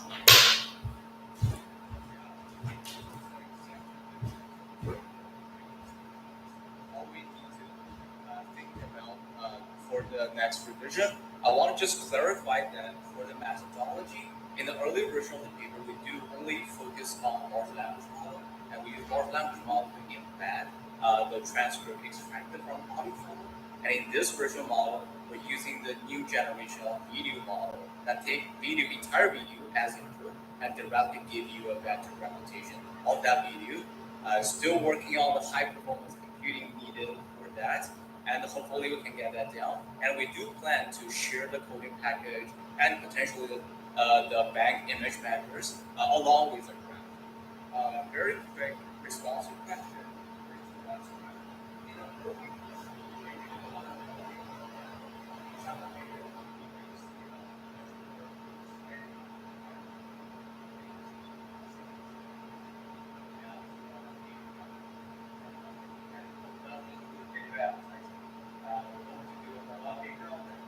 And I think this is also the strong structure of do they use different formats to different type of communication. We have like speakers on web page, that's image based. We also have text based. I think we process all the data that's ready. We are definitely happy to add that to the paper. And for the trust and Wells Fargo, and maybe some scanners, we're probably adding some improvement analysis, but focus on the events that sort of scan those for those, and also if the bank enters a new market, how will that change the bank behavior? We find that when the bank enters a new market, highlighting trust and emotion. Even when that bank indeed has some pricing factor, still highlighting trust and the emotions. There's also interesting example during 2008, our bank in their advertising said we are rock solid bank. So yeah, so advertising image building does respond to this economic shocks or market entries and so forth. For system one, yes. So this is consistent with the publisher, and this is really we're talking about advertising mainly what's strictly because is that system two, such as providing we're definitely going to explore more of this. Thank you so much for your attention and for the discussion and all great questions. Thank you very much. Let's come back at 10:15.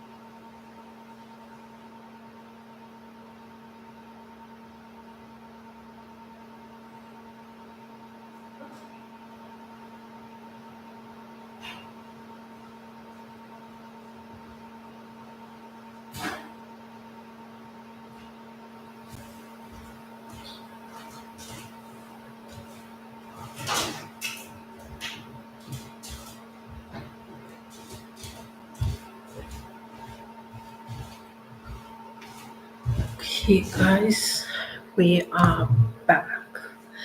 And so we start now, and now it's also the color competition. It's relevant with me, but I'm not just one in it. And so let's just potentially do it.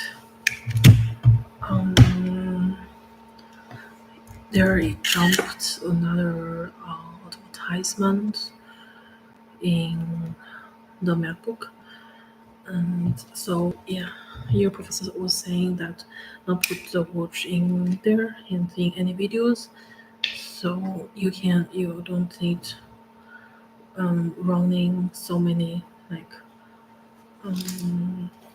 yeah. Okay, so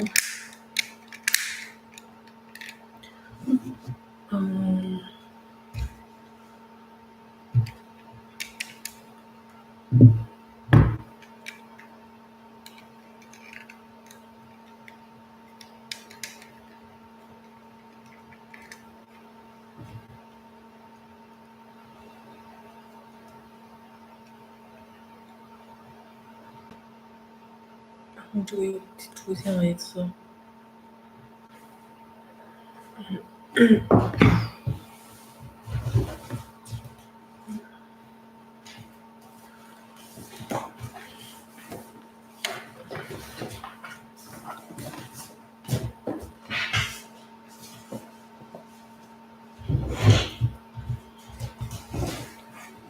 Okay.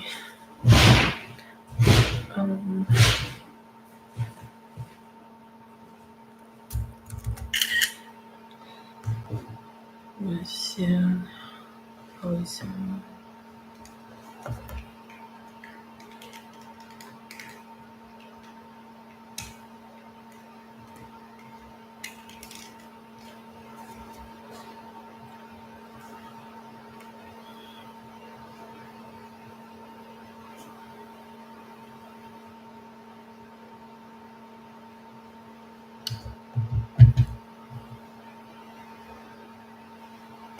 不同的线路啊，我们目前处在第5，这边已经是埃文斯走到攻击模式领跑者。今天比赛攻击模式还是8分钟啊，大家可以用3种方式选2+6、4+4或者是6+2。看来这场比赛大家的策略部署有点不一样，率先去安排了车手尽早的去走到攻击模式。对。雨天的情况之下呢，其实这个攻击模式单圈下来的差异会比干胎要更明显一点。埃文斯这边准备要动手了，直接过掉了弗林斯。这个牵引力的差距太大。对，这个毕竟4驱对2驱啊，在这种雨地的情况之下还是有优势的。看一看下一圈当中，弗林斯会不会去走？埃文斯要利用这个攻击模式，赶紧去提升一下他自己的名次了。现在的话，赛道还是比较密集的一个状态，率先去拿攻击模式的车手有可能会浪费掉他们这4分钟的时间。来看一看达克斯塔已经是过掉了当特啊，是这个攻击模式看起来还是效果有一些的。毕竟这个赛车的抓地情况现在是不太一样的。埃文斯现在迅速的在带开和弗林斯之间的差距，现在是来到了20.1秒。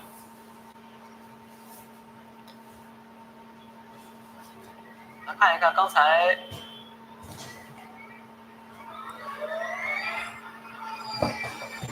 3台车刚是在 P 区里面，对，受罚的，对，受罚的这一大票车手，他们应该没有在安全车下去受罚吧？应该没有，对，那应该是 OK 的。对，因为规则上是不允许安全车下去接受这种10秒罚停的，趁着大家这个还比较密集，对，进去罚停一下，出来还能再追一追。前5位车手里面有4位手握着攻击模式，埃文斯依旧是处在领先的位置，达克斯塔在他身后2.2秒，而莱因现在在第5的位置上了，距离他发车的名次也是提升了不少。前方的冈特出现了一些失误，车手先是跑在了一起，排在了4、5位。维尔兰因没有在这里拿到过冠军啊，冈特是在2020年的时候曾经在这里获胜过。冈特会不会超越掉前方的弗林斯？不行，这边还是守在第3啊，这个挡住后面2台有攻击模式的赛车。弗林斯硬守内线，对，但是这个出弯应该是很难了，感觉。来到接下来的2个弯，这是6号弯和7号弯，对，然后直接从内线。对，弗林斯其实守住一条线就好，千万不要把内外线都露出来，否则的话这个位置肯定就会直接丢掉2个。维尔兰这边内线一个内线，看出弯之后的应该是加速应该是有的。对，本来它这条线是出弯比较有劣势的，但是这个350千瓦的4驱确实有这个劣势。对，这个对弗林斯来说也没有任何的办法。看一看后期。远景是不是在等下一波雨啊？下一波雨到来之后再去走攻击模式，也不知道这个雨什么时候能来。现在的话，目前看起来天色变得更暗了一些，对，感觉是天色已经变暗了。维尔莱因的赛车前轮抓地力真好啊！冈特在最后几个3个弯，每次都会出现滑。对，这2台车的动态完全不一样。可以看到弯内的时候，维尔莱因这边还有没有机会？直接在1号弯这边还是不够。但冈特这个线路走大了，失误了。冈特可能也是从扣视镜上看到维尔兰因冲过来，可能也是有点分神啊。这样的话，维尔兰因是过掉了冈特，来到第3。但是冈特这个攻击模式呢，时间要比维尔兰因长一点。维尔兰因现在已经上升了6个位置，和队友现在处在23的位置上面。对，罗兰目前是处在场上的第6位。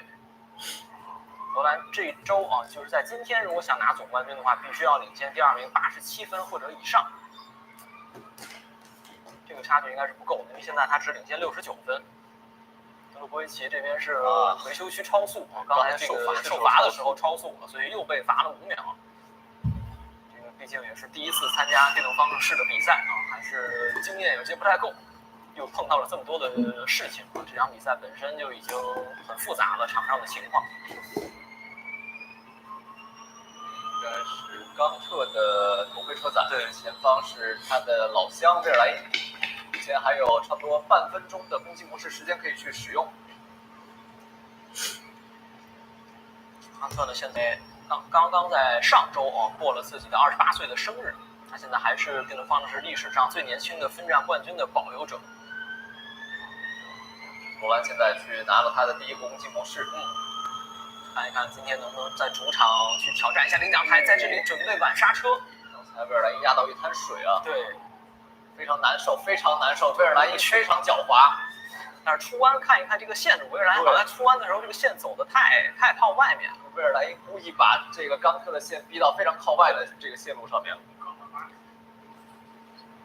J Penske 啊，车队老板丝毫不为所动啊，感觉这个早晚会发生，毕竟还是手握攻击模式。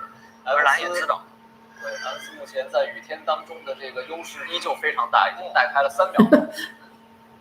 后面达克斯塔都已经跟不上，然后冈特呢，因为刚才跟维尔兰，冈特这边又被过去了。维尔莱因最后的那个弯的抓地力表现还是好，对，可能冈特刚才自己又失误了。2台车不断的这个名次在进行着交换。莫塔拉现在来到了第5位，又被超了，在第6。弗林斯现在还是刚去走攻击模式，那这样的话扔了2个位置，4分钟。来看一看，还有2台赛车也有攻击模式。看一看大家现在的手上的电量剩余啊，一旦剩余到60%以下，40%以上，就可以去进行进站的快充。冈特的电量消耗还是比较多的，罗兰在这里也没有进去啊，这个弯。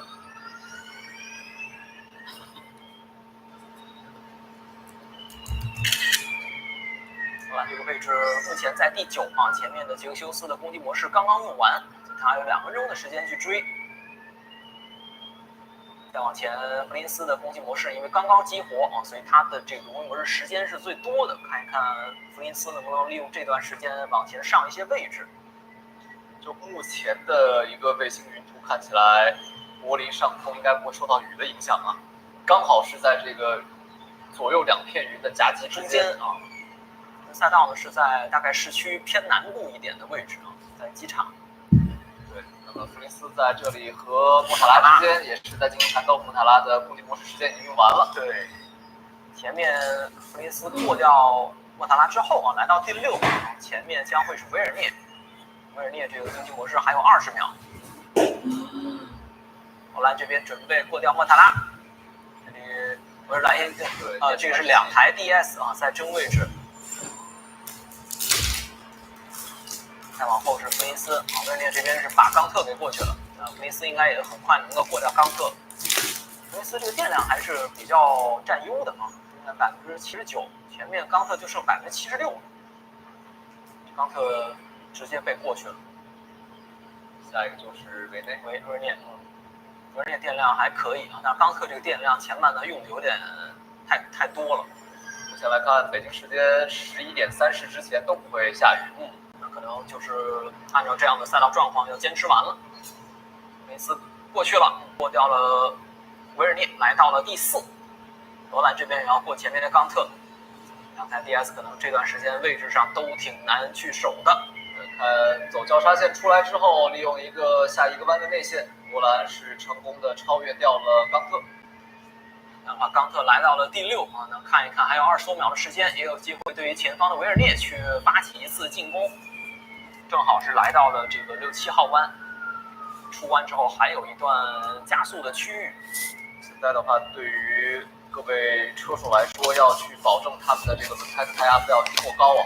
本来雨天的话，轮胎的初始胎压就会打得比较高一些。如果一会儿一直不下雨的话，轮胎得不到散热，整个轮胎的胎压也会进一步的上升。对，这个时候刚好罗兰的这个攻击模式用完了，所以他没有办法在10号弯之后这一段去进攻了。马索维尔普啊，这是日产车队的车队领队。现在还有40多秒的攻击模式时间，在做最快的圈啊，现在快速的在向前方的维尔莱因去贴近。上一圈要比维尔莱因的圈速快了2.2秒钟。其实这一次攻击模式对于弗林斯来说已经吃亏了，丢了2个位置，对，他如果没有办法把这2个位置追回来的话，其实就有点亏了，用的有点晚。来保时捷看一看能不能团队合作。维尔莱因这边把达克斯打过去了，这2个人在1练的时候已经是碰到过一下了，现在千万不要再出问题了。看一下能不能2个都过掉啊？先过掉一个，过掉一个，过掉达克斯塔。来看一看维尔莱因这边。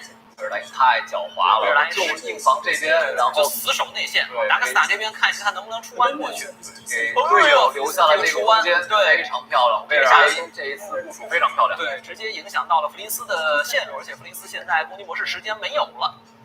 2台保时捷算是一个团队的合作。把远景的弗林斯给控制在了场上的身后。前2年的比赛，我们经常可以看到，在比赛当中啊，车手们在这里3台赛车并排入弯的情况。赛道这部分还是非常宽阔的。今年赛道当中3、4号弯那边还是做了一些拓宽的。再来看一下2台保时捷赛车之间的一个配合。对，首先在这里啊，先是出了6、7号弯。然后这边是90号弯。维尔莱因知道这边的出弯非常的滑，所以我故意在弯中把你往外逼一逼，对，我必须要把最有利的线路给占据到，所以把这个比较难抓住地的这个地方留给对手。埃文斯现在手握着3.9的领先优势啊，这个有点像今年上海站的卡西迪了。现在在这种雨地的情况之下呢，独自的去领跑。捷豹现在在车队积分榜上目前是排在第7位啊，目前91分。捷豹呢，其实是今年唯一的一支2位车手都拿过分站冠军的车队。维尔莱因的这个节奏也上来了，不知道是不是刚才已经把他的这个训练模式给关闭掉了，进入到一个追赶模式。达克斯塔现在在压身后的弗林斯啊，对，应该又是2台赛车的配合。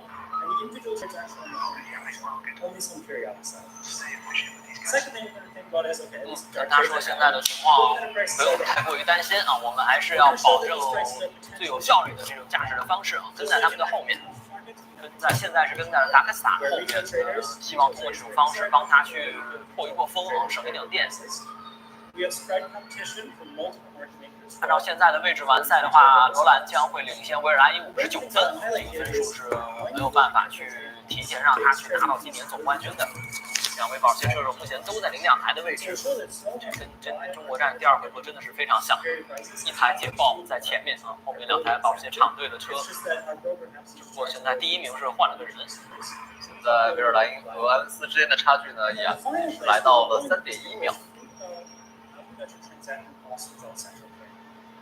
刚才维尔莱因和山姆伯德之间的这个事件被揭露，在发车的时候。Now it looks like with the administration, a lot more cryptocurrencies are going to be declared as illegal or registered securities. And then there's a question, how do they run? 他说现在的整体的情况啊还是不错的，然后需要我们去帮你调一下这个 balance， 就是平衡。如果需要的话呢，就跟车队来进行一下沟通。目前的电量呢，它跟罗兰啊是场上剩余最多的。哇，这片准备要去过达克萨了。基本上看起来，现在T9提示出来有抓地力的线就那条，所以要去走一个交叉线出来，大家都在300千瓦模式之下的话，还是件比较难的事情，要去想要超越的话。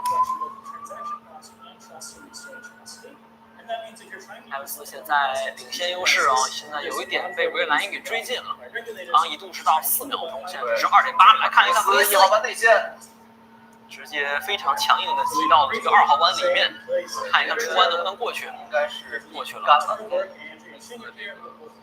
胎上面看出来。马弗林斯来到了场上的第3位，现在是夹在了2台保时捷赛车的中间。现在前4又是变成了捷豹大战保时捷动力总成。对，到了去年和前年的这样一个时态。维尔莱因有点跑远了，跟弗林斯也3秒钟的差距。两个人一直在缠斗，后面的维内也是接近了达克萨还有弗林斯。刚才那几圈的节奏也非常快啊。曼纳德目前是在12位，曼纳德是把第2次的攻击模式都给用了。唯一现在有攻击模式时间的车手，直接就先 all in 了。伯德这边是完全不同的战术啊，2次攻击模式都没有用。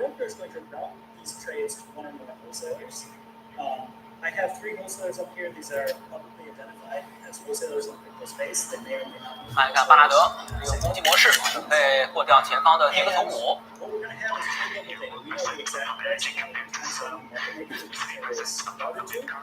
And we've checked on the blockchain. 跟他说你比张伯德的店多1%啊，然后比这个领先的几款多3%，安慰一下。现在就是啊，这个巴纳德有1次刚用到了第1次。现在的话，对于巴纳德来说，赶紧往前追了。对，这个位置这个准备去过前面的换端啊，2台车并驾齐驱入弯，但是出弯的话，巴纳德还是有优势的。非常好，非常好。接下来这个出弯有没有建立一定的优势？对，然后看一看能不能把休斯也过去。这个时候要非常让他有这个超车的效率啊！一个弯1台车是最好的，尽量在不多消耗能量的情况之下，把这个2台车给过去。你要是频繁的这种急刹急停啊，这样的话会额外损失电量。如果能够通过比较顺滑的方式过去，然后不影响自己的走线，这个其实是效率最高的。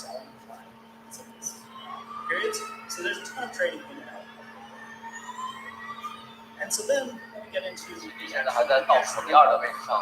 these trades. So these trades are going to be routed wholesalers based on stream quotations. And there's a couple of questions. So first, a very basic question is this allocation of wholesalers competitive? Second question is, what is the price impact of these trades? 我们现在有1.5%的电量，比维尔莱因要多。看起来维尔莱因在省电，维尔莱因已经到这个窗口了。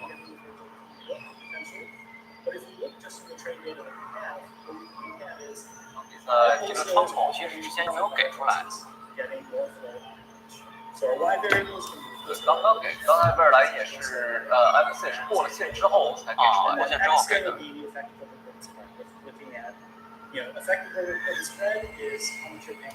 现在的这个进站快充的这个时间啊，都是60%以下，40%以上。从目前的几场已经过去的比赛都是这样的一个窗口，未来的比赛其实这个窗口是有可能会改的。这周从赛事笔记上公布的依然是60%到40%。的车明显要比他的队友卡西比来的更快。刚才进入到9号弯的姿态上，我们就可以看出来。大家电量其实基本上都已经是到了进站快充的这个模式里面。目前暂时还没有人进去，还在刷，MS 还在刷最快圈。现在大家都开始找水进行降温了。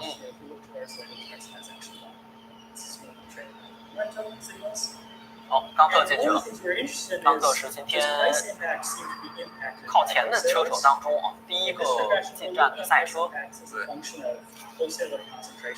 虽然维尔利还去走公益模式，4分钟之内肯定是不打算进的。这个方式赛车虽然是这个全天候轮胎，但是遇到这种路面的话，其实胎温还有这个轮胎的温度都可能会升得非常高。维尔利这边是在公益模式的状态之下，现在开始大杀四方了。刚过掉了莫塔拉的赛车。其实他这个攻击模式有一点早，应该趁着其他赛车进的多一点，然后路面情况再顺畅一点，在场上车少一点，交通状况少一点的时候进。刚才这边已经是进站开始来进行超充了。实力的这个超充功率是高达600千瓦，30秒钟的时间啊，可以为赛车补充3.85千瓦时的电量。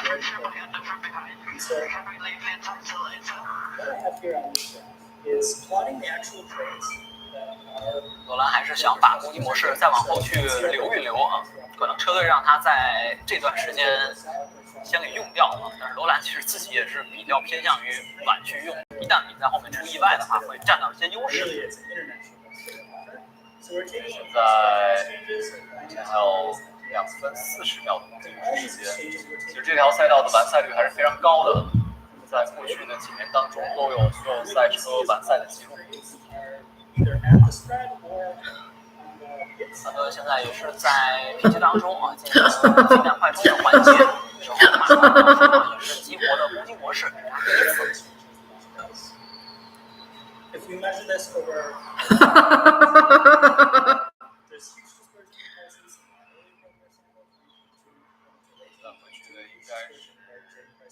卡马拉。现在依然是手握着领先优势，曼多恩的赛车。停站的时间呢要停满34秒钟，充电的时间是30秒。所以从看到技师给他把这个充电装置拔下之后，还等了一段时间。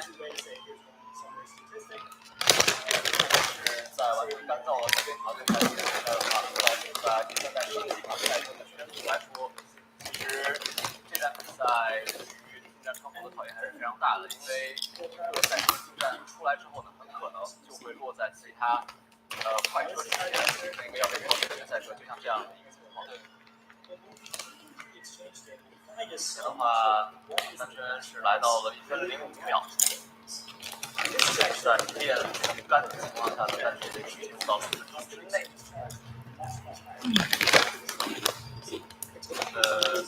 目前还在场上，另外从卡西迪现在是进到 B 区，维尔涅也是把2次攻击模式都给用光之后，再去走攻击模式。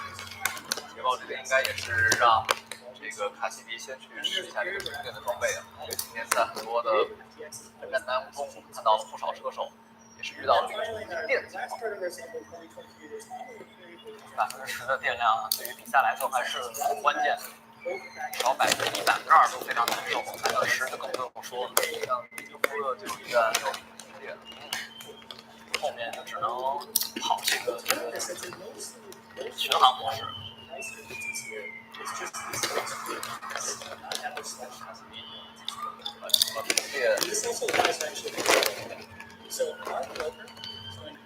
我们有看到这个电量啊，带有绿色标记的就是已经完成充电的车手，白色的话就是还没有进站去完成进站快充的。出来之后，这里是直跟贝克曼啊，两台车在争位置。这个时候它的轮胎温度会更低一点，还是要特别小心。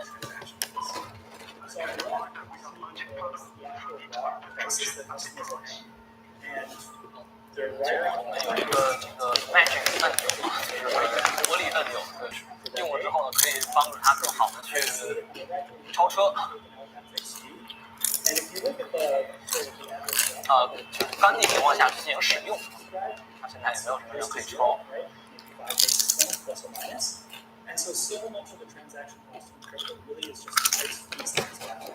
它的这个棒棒糖是什么情况？Now, it's hard to come up with a big reason for why that is.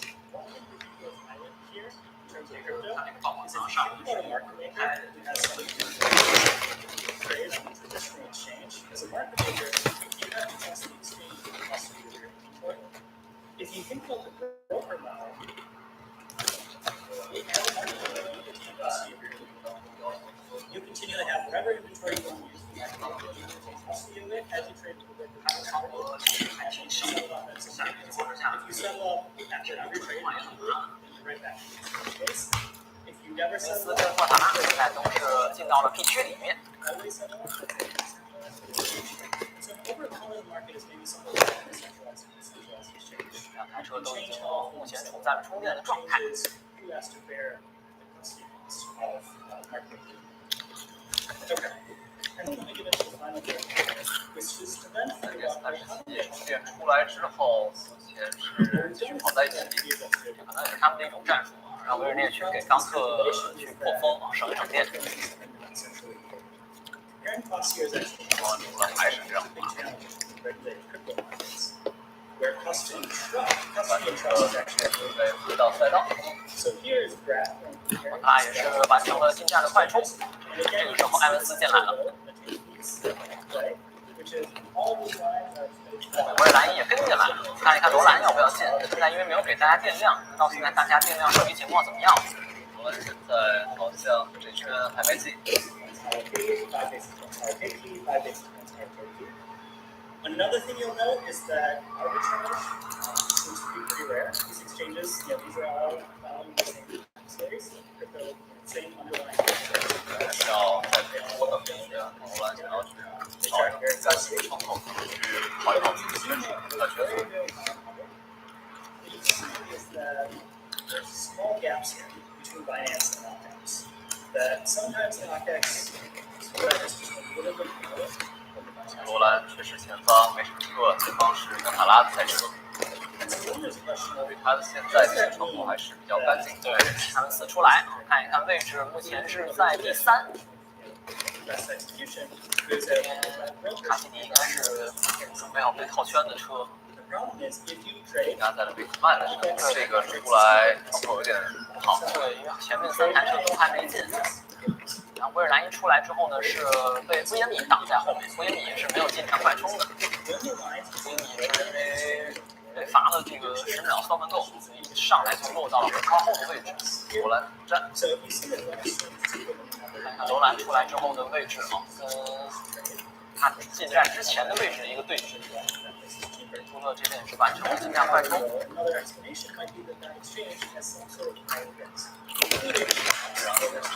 差点过了。他轮胎应该是停在这个黄色的这个 T 字形的标记上面，是比较合适的。罗兰和莫塔拉正在接受调查，两个人有碰到。刚才镜头好像没有带到。维米刚才也不站。好，这个就是埃文斯。啊，罗兰出来之后的位置，这个看莫塔拉是不是要过去了？莫塔拉过去了。现在走攻击模式了。完成了这个进站快充之后啊，马上就第二次来激活攻击模式。前方的刚哥还是有段时间的拿到了点评的。对。这波完成技能快充之后，达克萨这个位置丢的比较多，然后维尔涅跟冈特目前还是守在第4、第5，因为贝克曼没有进，所以实际上是第3和第4。丢的位置，对，被2台 DS 给过去了。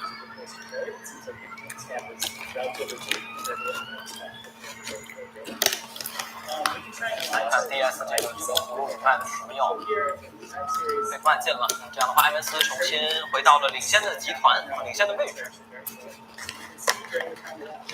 这一次强势顶战之后呢，大家之间的距离都被散开了。这场确实快了。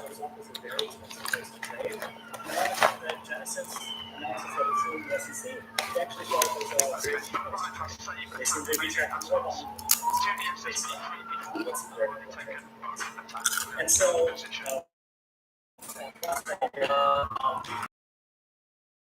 都是4分钟，然后2台 DS 在，但是2台 DS 呢把这个攻击模式给用掉了，所以这个应该是他们拿到问题。看一看这里，刚刚莫塔拉跟这个罗兰的超越，莫塔拉其实应该撞有一点扎着脸，好像是有一点激进，直接抽出来，对，碰到了罗兰赛车的左后部分。可能要受罚。对，这个超车位置上还是很接近的，因为你没有机会去跟前方的赛车去平齐位置。今天是一个晚制动的一个单泵。其他赛道的话，基本上要把罗兰出赛道了。还好这个赛道比较宽，其他赛道罗兰要撞墙了。莫塔拉没有交横这个位置的，他一会儿会受罚。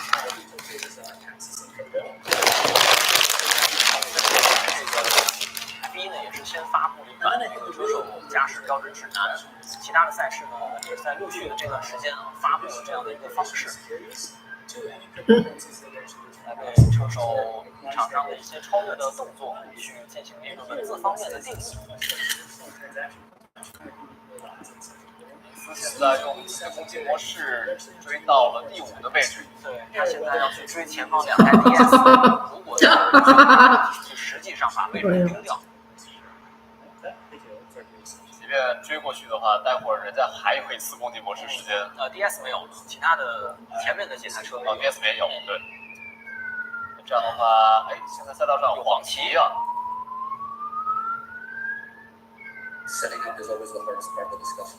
现在还没有结束。对。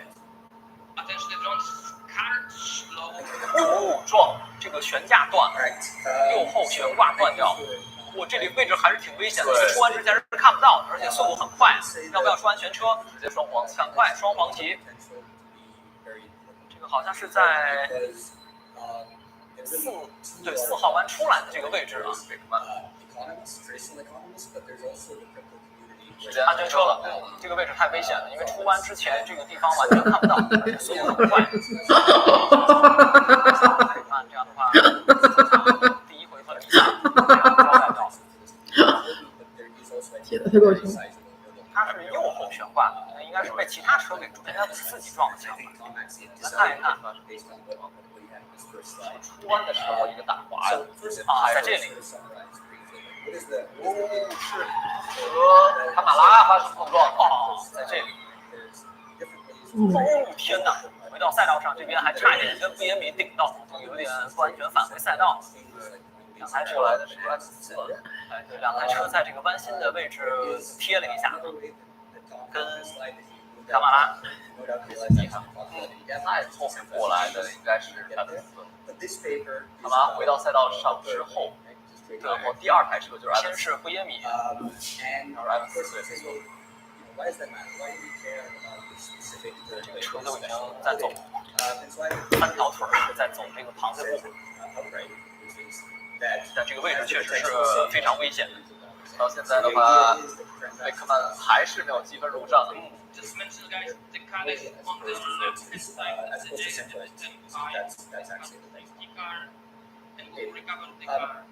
在5号弯进弯位置的左侧，他跟所有的车手去沟通了一下，避免场上再发生这种2次的事故。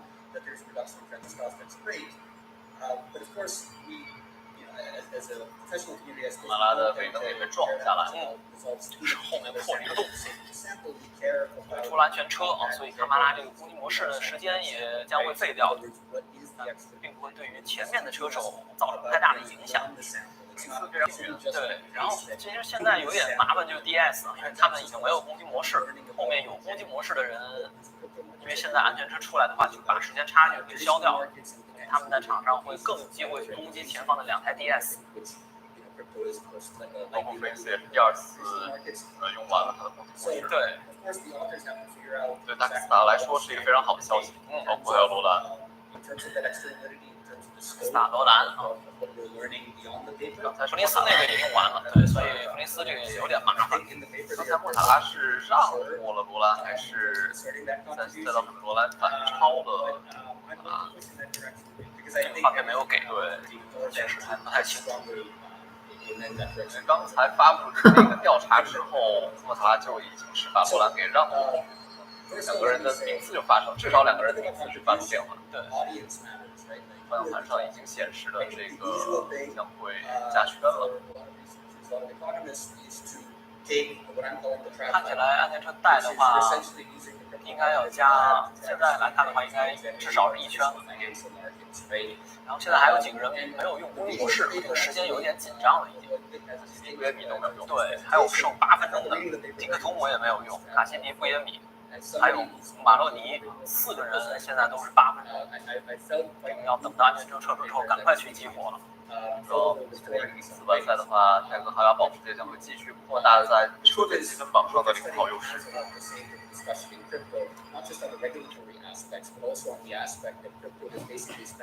仿佛又是迈阿密站的那个情况又要出现了。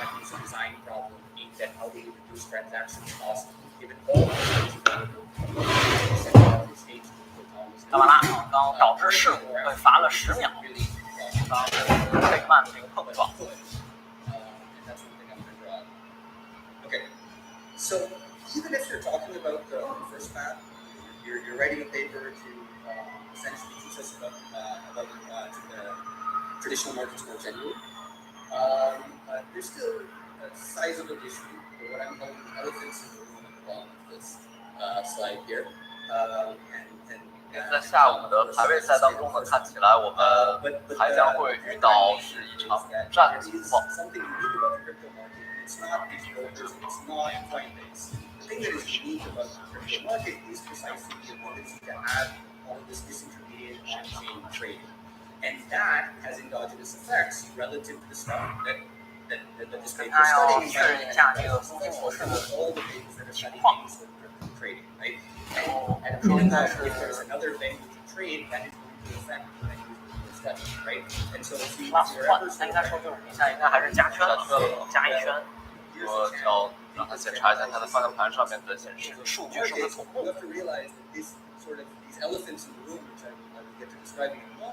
已经退赛的丹尼斯。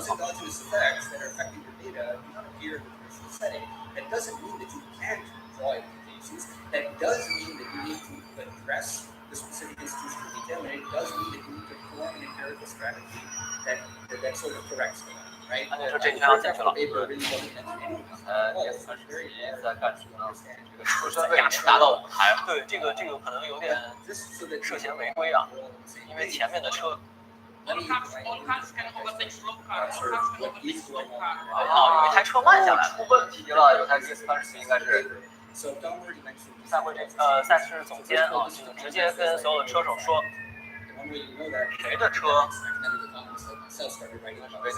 维尔涅的车名次掉下去了，本来他们是3-4。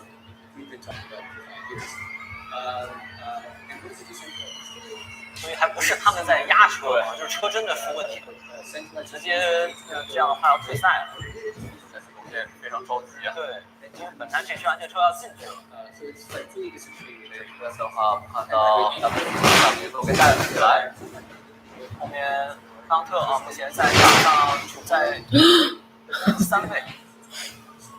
好像被维尔兰因给过就去了，在这被里。那个对，被维尔兰因过去了。回来之后看一下卡在还可以卡在这个维尔兰因之前啊。埃文斯已经是走了自己第二次攻击模式了，刚才是利用卡马拉的这个慢车完成了自己的最后一次攻击模式。赶快剩8分钟，赶快要去走啊，要不然真的要用完了。当车目前还是在第3名，下面维尔兰因在去扛位置啊，这里看一看埃文斯这个位置，哎，这边罗兰的赛车，罗兰这边什么情况？直接冲出去了，在连续的6、7号弯这里，哇，那这样位置在哪里啊？对啊，都过掉了，又有黄旗出来。我看赛道上好像还有一些碎片，不知道是不是碰到了。他的车是不是出问题了？车看起来有点问题啊。哦，可能撞到了，他的方向盘现在是歪的。歪的，对。那这站的话就办法完赛了。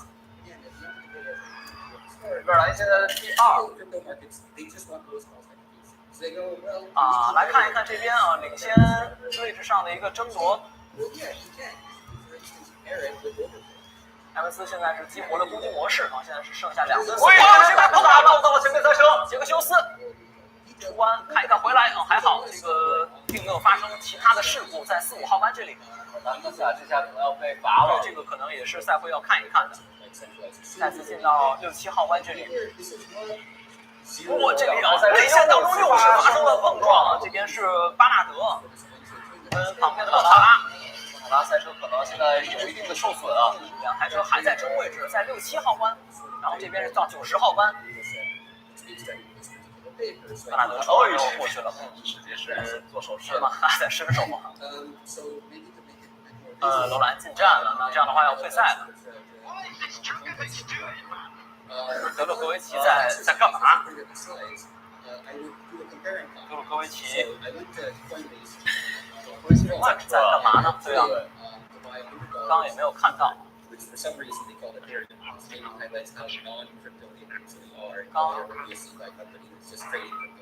这个是早些时候的一段通话啊，问他这个车怎么样啊，然后罗兰说不好啊，这可能要退赛了，车应该是出了问题。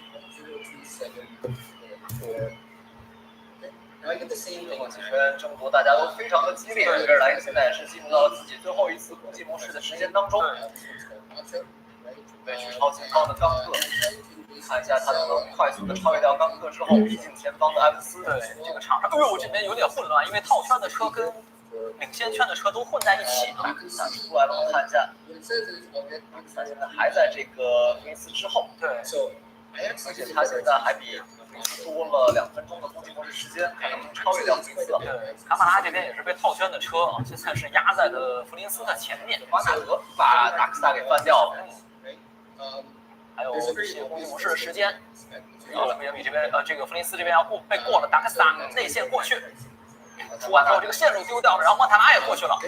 刚才的超越完成的非常完美。对，弗林斯因为没有攻击模式了，所以他现在位置非常的难受。达克萨刚才推头了。对，然后维尔米后面马上也要到，中间还加了一台被套圈的这个超人涂装的劳拉雅马哈。莫塔拉现在刚过掉了达克萨，听到有碰撞的声音了。维尔米这边看一看能不能快速的过掉前方，应该是迪格拉西的赛车。维尔兰现在和埃文斯之间5.4秒，不出来差不多2分钟的一个攻击模式时间，看看刚才发生什么样的情况。应该是德鲁科维奇。在这里啊，还是德鲁科维奇啊，是玛莎拉蒂。怎么看怎么像罗兰自己撞到了玛莎拉蒂，对，撞到了这个范德温吧。他后面是不是被顶了一下？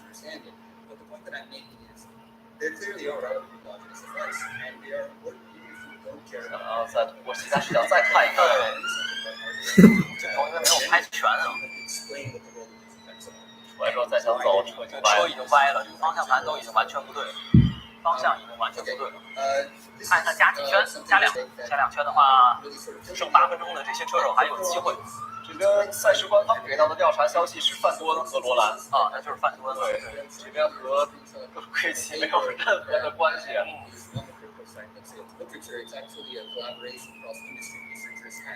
an academic. So one of the authors of this paper is 我都被骂了一顿，怎么回去招谁惹谁了？ He is an academic turned industry researcher, industry researcher directly. And if you look at 罗兰也是觉得他被后方，他也不知道是被谁顶了一下。看一看有没有别的角度的这个慢镜。这个冠军对于维尔莱因来说非常的重要。但是他现在落后埃文斯还是有3秒钟，2.9。模式也只剩下最后的40多秒了。 Because if regulators are concerned about investor protection and investors are earning better at the future, 即将进入到加圈的这个模式当中。 at least in terms of some of the classes that they think about, like they call maximum attractive value and so on. 现在还有时间，两个人之间的差距即将进入到1秒之内。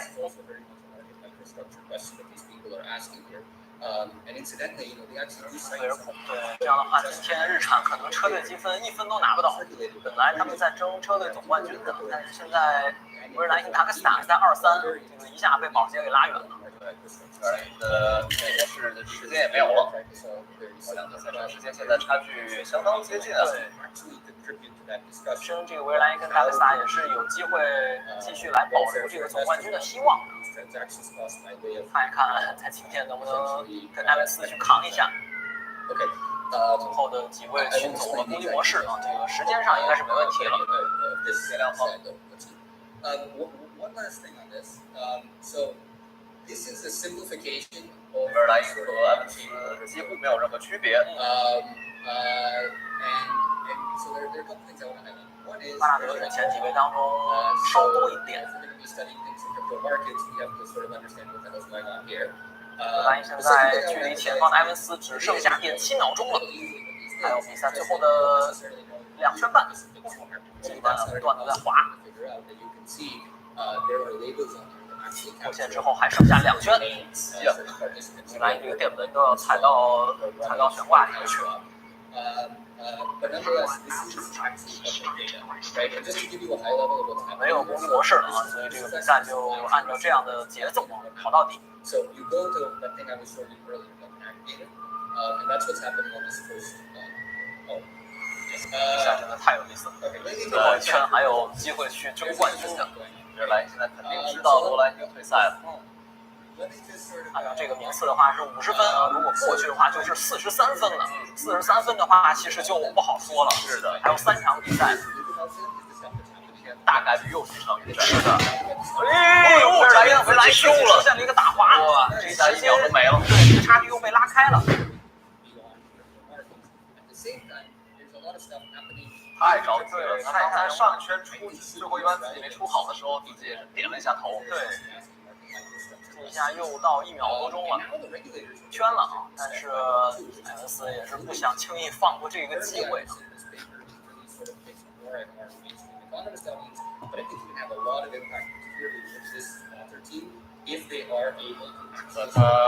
两个人之间的时间进不到0.5秒的话，几乎超越非常的难。气了，罗兰这边也在看着，罗兰现在在希望埃文斯防住，一定要防住。6、7号弯。 因为现在电量也不占优，所以2台车的这种驾驶方式可能也不会有太大的区别。对，埃文斯肯定也是这个直线上尽可能的去晚自动。对，埃文斯出弯也是稍微滑了一下，维尔莱因也滑。维尔莱因现在是场上唯一一台进到1分大关的车手，但是后面都有超车点的，其实。对，好近啊，这个弯距离的，但是没有了。14，对。 然后出弯啊，去提升速度，埃文斯这里没有问题，15号弯出来，但是能划过终点线啊，没有问题。这样的话，埃文斯拿到了本赛季的第2场分站赛的冠军啊，今天是带回了一个普通win。这是埃文斯在今年揭幕战啊圣保罗站从最后一位起步之后，他今年的第1次拿到分数。 达克斯塔现在以第3位给车队带来了足够的积分啊！是的，这样的话，维尔莱因跟达克斯塔啊帮助保时捷车队在今天收获了33分。然后看一看今天的最快圈的1分到哪里了？哦，到维尔莱因的手上。那这样的话，维尔莱因又多拿了1分，但是达克斯塔被罚了5秒，所以他成绩去到第10了。被罚了5秒。那这样的话，莫塔拉是拿到了比赛的第3名啊。哎呦，那这个保时捷车队积分又少了不少。达克萨是跟谁的？达克萨刚才应该是和这个卡马拉吗？应该不是卡马拉，达克萨刚才给到吧？刚才也是他走完攻击模式之后啊，谁呀？应该是和休斯，对啊，休斯的那个。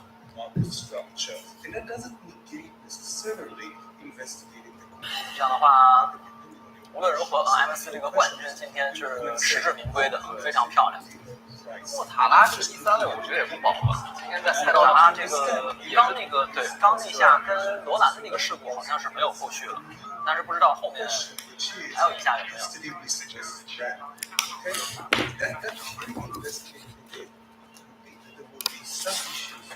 也在跟车队表达祝贺啊！这个经过了一段非常不顺的时期啊，詹姆斯从今年的第2站比赛到现在为止啊，这是他拿到的第1分。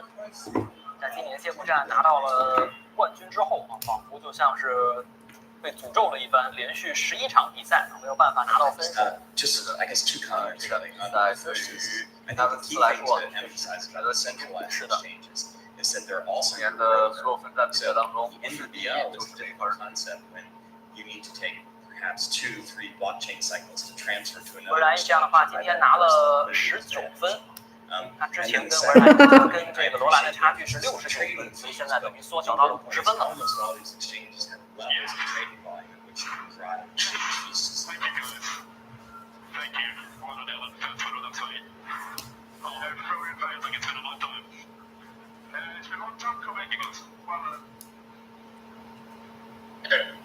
感觉这个都已经要等1个世纪过去了，真的是非常的不容易。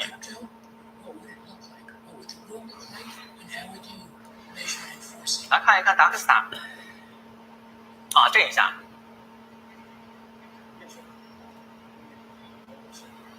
跟休斯的那一下，他刚刚拿完这个攻击模式，就一头蹭到了这个休斯。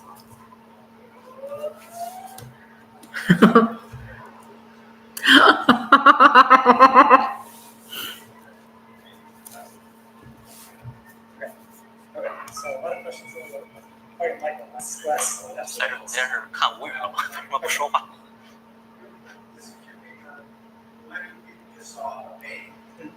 那这样的话，很有可能今年的车手总冠军之争会被拉到最后一站啊。看一看，就看看明天啊。明天首先是天气会是什么样的情况啊？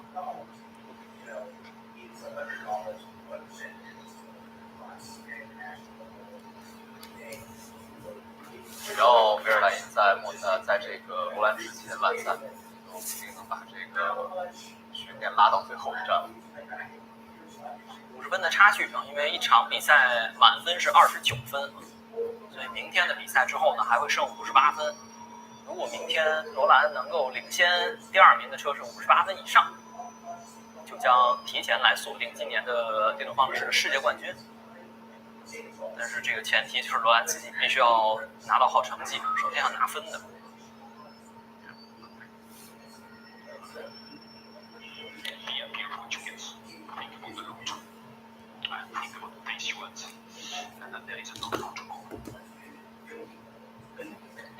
车队这边也在安慰维尔莱因啊，这个想一想你今天得到的这些东西啊，要往长线去想，今天的比赛节奏还是非常好的。而且明天还有一场比赛。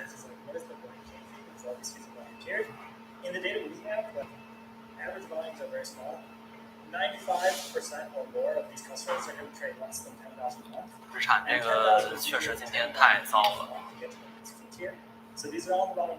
虽然保时捷今天没有能够拿到冠军啊，但是第2名也是收获了不少的分数。而且他们现在车队的这个竞争对手现在也是积分损失惨重。他在这边也是非常开心。莫塔拉能够登上第3位的领奖台。确实，今天维尔莱因在比赛当中的速度确实是有速度。difference. You can see this directly in Binance US versus Binance. That's the most direct one. I think a lot of the rules on crypto are actually. 这样的话，埃文斯其实在电动方程式历史上的胜场数也是到14场。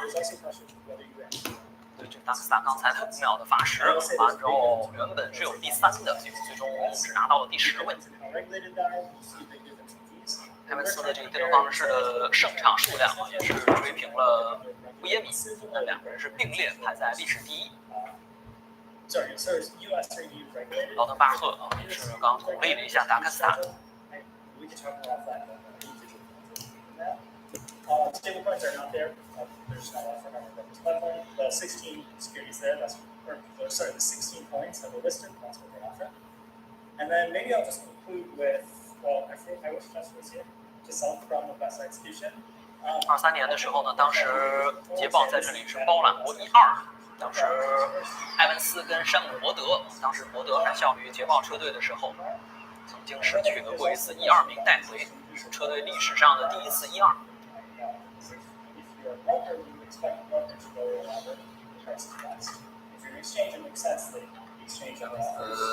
拿到这场比赛胜利之后呢，也是成为了第4位在这里夺得 Hey guys, that was great, and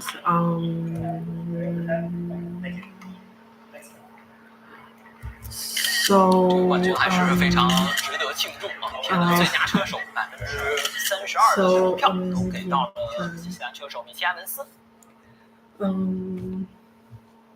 我没有什么想法，我没有什么 thoughts currently. I feel like share with you guys what I found and the strategy to gain the benefits from this situation. And the enemies the surroundings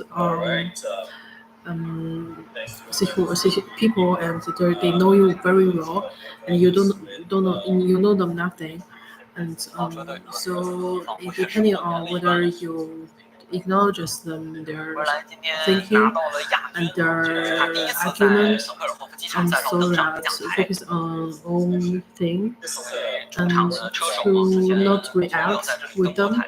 You are to let them lose interest, and so save more energy, like for the beacon point. So that's fine. Okay, PM. By show of hands. 还要下雨的话，还按照他现在的这个优势来跑，我相信明天的排位赛也将会一边倒的一个情况。罗兰这边还是要稳住啊！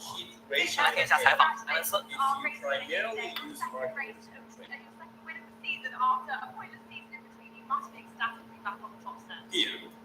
Now, would you raise your hand if you primarily use literal because the vast majority. So I can just go sit down and say, well, that's the thing. I was preparing my slides until 3 a.m. last night, so I got to set my slides. But basically, that's the main thing. Retail investors rely heavily on usage in their trading. And we're going to try to show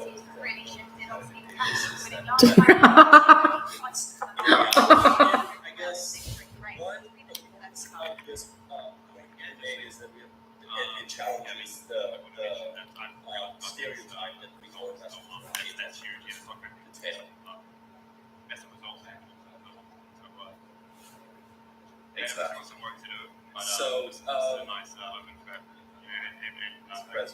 yes. Correct. So, in terms of economics, 埃文斯拿到了本赛季的第2场分站赛的冠军。这场比赛他之前其实也没有预期到能够在这里获胜。确实从圣瓦罗拿到冠军之后到现在啊，他们也经历了一段非常困难的时期，能够在这里取胜，对于他们来说也不是一件非常容易的事情。也非常开心能够跟领先集团缩小积分的差距啊，也希望能够继续延续这样的状态。So options played a role for So what we're asking is for the retail that they're here. So maybe the stereotype is that retail investors explicit cost. Because so I tried really hard. It was close in the end. I think trade conditions. We need to be happy with today. Good points for the team. Points for the championship. Exactly, tomorrow is another chance. And after your strong performance today and your championship fight, what are you going to do in terms of strategy going into tomorrow with the situation you found yourself? And mainly in math mistakes. Fantastic, congratulations.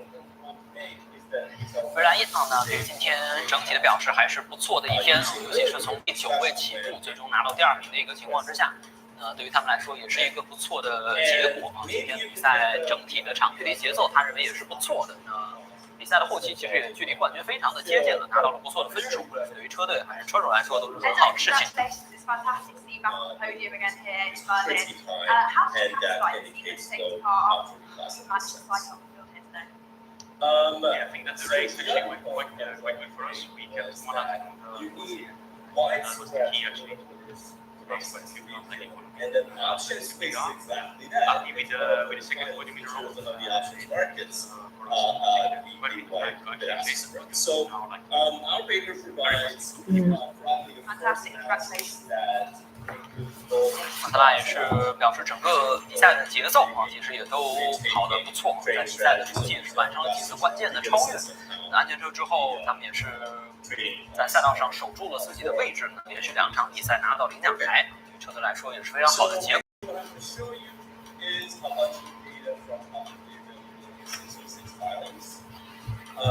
In particular, we're going to see that 41% of all the executed field is actually 来看一看比赛最终的成绩米夏文斯拿到了赛季的第2胜，文莱因跟莫塔拉将会登上领奖台。布拉德最终取得了第4，卡西迪拿到第5。今天捷豹在车队积分上大获丰收，康特拿到第6，也是雷霆车队的布耶里，雷霆车队的穆勒，包括布拉 Kiro 车队的丁特穆以及保时捷车队的达克斯塔。伯德拿到了11位之后，包括范图恩、弗林斯、杰克修斯、卡马拉、马洛尼，然后德维奇以及是迪格拉西，最终4位车手没有能够完赛，包括积分榜领跑的罗兰，包括维尔涅，包括贝格曼以及是杰克丹尼斯。在车手积分榜上今天维尔莱因拿到19分，目前跟罗兰的差距缩小到了50分。巴纳德是上到了车手积分榜的第3位，现在呢是落后了罗兰德有68分。3场比赛现在理论上还有87分可以来拿。恩斯今天拿到25分之后直接积分榜上上了5个位置，直接从第18位上到了第13位。不知道这次对赛会不会影响到罗兰的心态啊？对，近期其实他感觉这个心态一直都不是特别稳定。来看一看车队积分方面保时捷车队现在221分，领先日产30分了，日产车队1分未得。而捷豹这边今天拿了35分，也直接超越了安德雷利，上到了车队积分榜的第6位。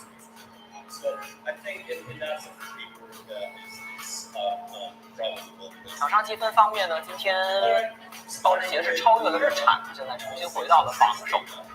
捷豹呢是超越了斯特兰蒂斯，目前是来到了场上积分榜的第3位，马达以及劳拉排在第5和第6。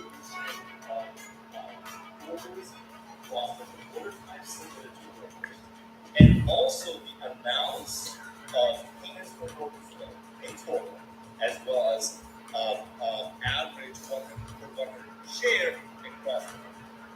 Okay? So the reports are prepared by asset class, and that allows us to basically look at options and stocks. Separately, we're going to look at 10 major retail groups that account for the vast majority of the executed volume between 2020 and 2020. Just to get a quick look on reports. So this is some sort of a outside example. So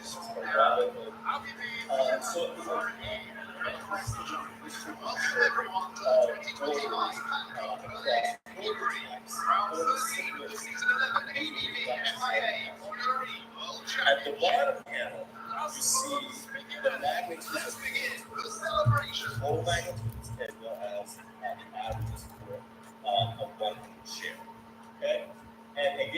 颁奖仪式马上将会开始。看到这场比赛车队冠军的是捷豹 T4S 车队，车队的领队詹姆斯·巴克利将会亲自来登台领取车队冠军的奖杯。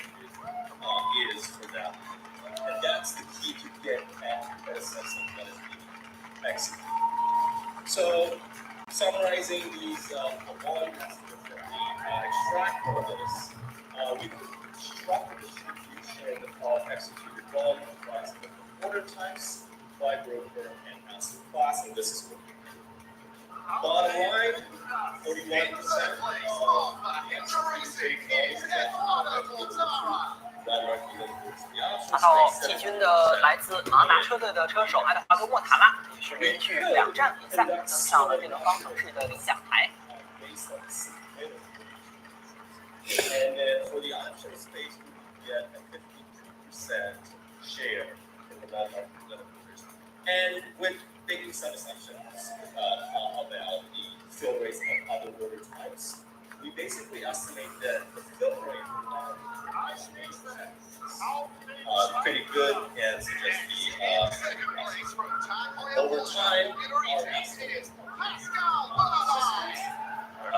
主场作战的车手但此时第一次在这里登上了领奖台，让今年的总冠军的悬念留了更久一些。记得孩子戴了一个降噪耳机啊，是放着这个麦克风这个音响现场音响声，不是赛车的声。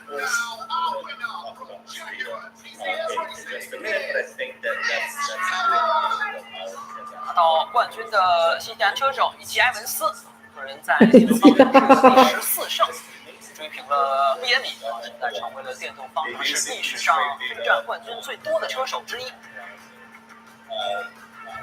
好久没有看到埃文斯出现在领奖台上，而且今年的这2次都是在最高处。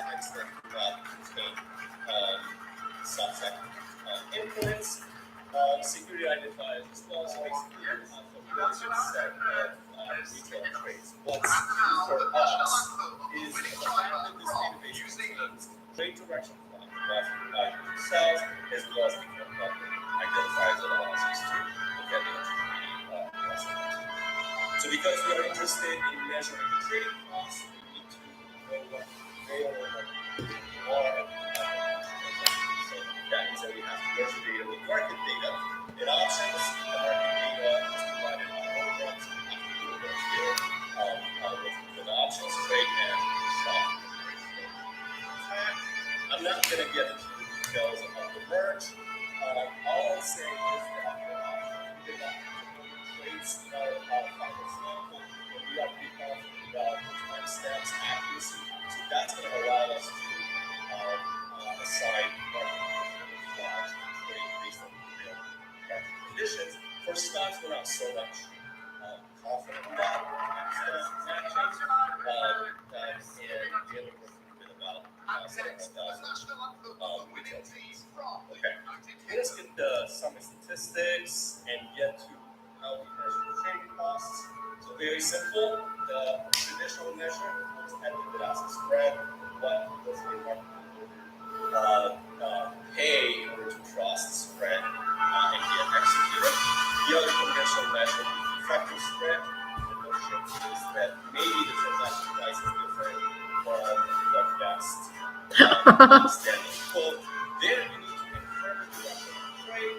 That's normally based on whether the trade is above or below the trade. So we make 2 control ideas because our data contains the actual trade direction. We don't have to do stuff that inferring, right? That's one thing. The other thing we do is that we look at of the bid-ask spread. We should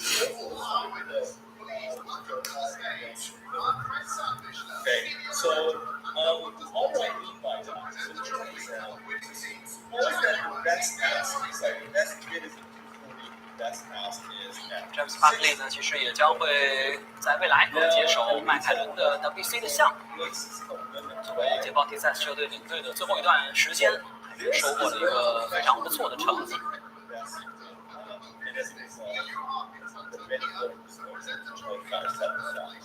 Now, if you do anything and just calculate the true effective spread with the new video, we're going to get a negative. 还有好多莫塔拉也是经历一段不太顺利的时间之后啊，现在是连续2站登台。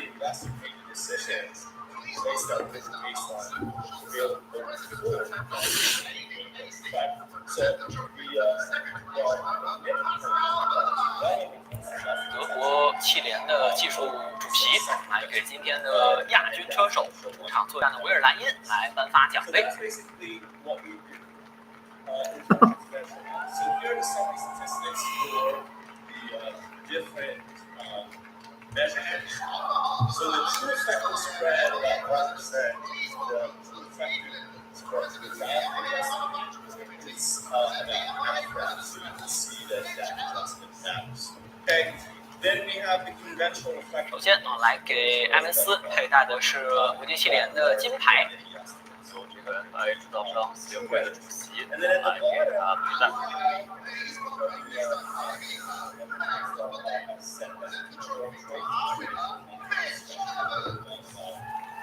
柏林市长来给今天的冠军车手伊埃文斯来颁发这场比赛的冠军奖杯。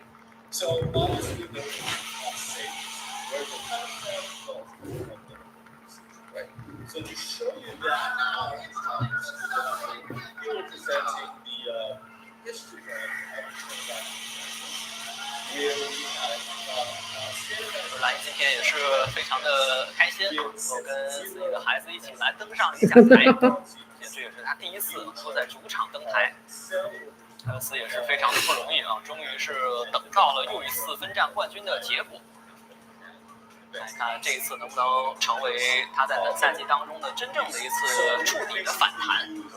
这场比赛还是统治级的，对于埃文斯来说。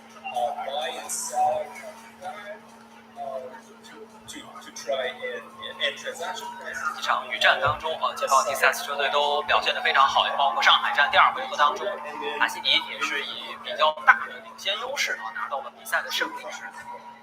这场比赛其实到后面赛道已经快变干了，如果是湿地的情况下更湿一点的话，其实埃文斯可能还能把优势给稳住一些。但最终面对维尔莱因非常强大的攻势，但最终还是能够把这个位置给带回。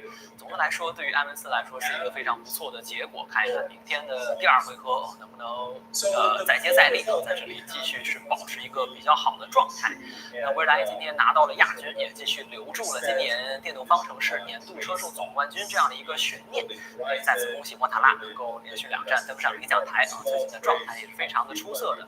那罗兰今天是相对来说比较倒霉的车手卷入到了事故，今天并没有能够完赛，也是继续让自己的这个车手总冠军并没有能够在今天提前诞生。看一看后面的比赛当中，罗兰还能不能抓住机会，尽可能多拿一些分数，提前让自己的总冠军收入囊中，以防后患。When liquidity is low, as shown by low volume or low depth, you see that the probability of the liquidity goes up. And when markets are volatile, maybe investors get more nervous and use little orders more often. One interesting finding is that buy trades appear to be associated significantly more with the number of usage. Lastly, I'm going to show you some evidence on the scale. So even though we saw that difference between true and traditional was quite persistent, what we do here is we ask whether there's something at the trader level that persists in terms of the ability to maintain execution quality. So we're going to define execution quality as a ratio of the true effective spread to the quoted spread. That's a standard measurement that's used, sort of standard measurement that's used in practice. The lower that ratio, the higher the execution quality. Then for each trader, we're going to split the time series for that particular trader into an early half versus a late half of the sample. And what we're trying to figure out is the probability with which the trader falls in the same quintile of execution quality in the second half as the so that's the idea. And what we find is that for investors that fall in the top quintile of execution quality, where that ratio is low, there's a 50% chance in the second half of the sample that they would make that same quintile. And we find a very similar result for the investors who do not have good execution outcomes in the first half, that they're going to end up with a 50% chance in the same quintile. And this finding, we think, is null, and it is giving some new insights about the trading skills of retail investors. Okay, so I'm going to conclude. So the paper provides this comprehensive analysis of trading costs of retail investors in the sense that we look at stocks, we look at options, we consider both liquidity and liquidity components. It appears from both the 606 filing data and our transactional level sample that retail investors widely use limit orders, confirming the poll that we ran at the beginning of the presentation. And reflective of that, the true costs incurred by the retail investors are significantly lower than what the traditional measures of retail trading costs would estimate.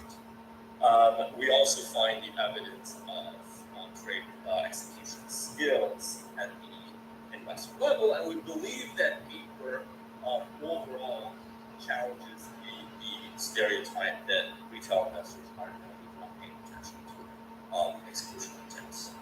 Thank you very much. So our discussion will be under kickoff from Mr. Jordan.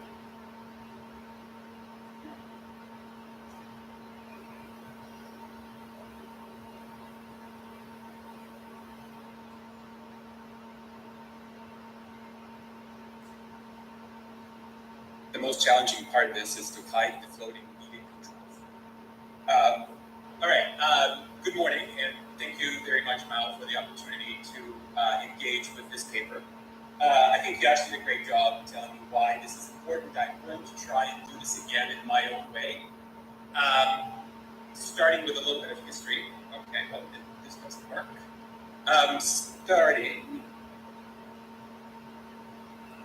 with a little bit of history. So, if you have been coming to this conference the last 3, perhaps 5 years, you probably realize that we've had discussions about retail traders, mostly US retail traders, pretty much every year. And this is perhaps because this is an important part of the market. Retail investors can participate in about 20% of trading volume in equities in the US, and depending on which estimate you look at, about 45 to 60% of options volume. I think the number is closer to 45, but retail investors are certainly an important part of the modern market, particularly in the US. And until recently, we didn't really know enough, I think, about retail trader execution costs, both in equities and options. And over the years, this conference and the work by many of you in this room has contributed to significantly improving this understanding. So, as we often do in market structure research, we started this journey with equities. So the early work focused on equities, and particularly on market and marketable limit orders in equities, and perhaps for a good reason. If you look at US retail investors in equities, they use market and marketable limit orders about 80 to 90% of what they do. So many studies, after they figured out that the paper got very long, would say, well, and then of course there's this small sliver of limit orders we're going to leave it for future research.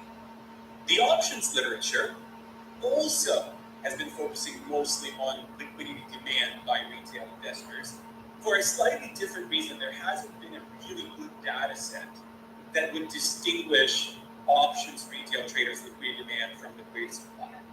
So only recently have we moved on, both in equities and options, to try and understand retail investor limit order users. So last year at this conference, a paper by unten and his co-authors was presented where they talked about limit orders by retail investors in equities, and now we are filling in another gap, and this gap is on options. So what does this study do? Again, in Yasha's footsteps, it's a 2-year sample, very unique and intriguing sample of retail investors who journal.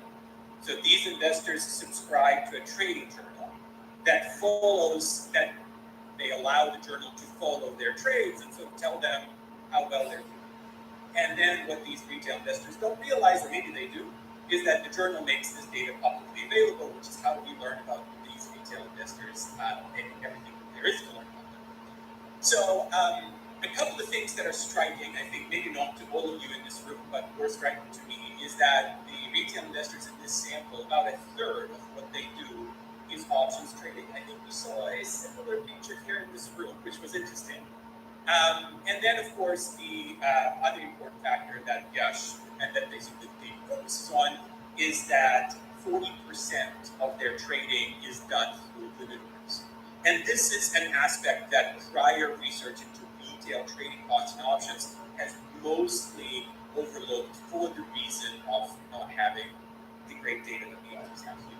So, when the fact that 40% of all of the retail flow in options as limit orders is incorporated into the trading cost statistics, you learn that it is actually at least 60% cheaper to trade options as a retail investor than we have previously thought.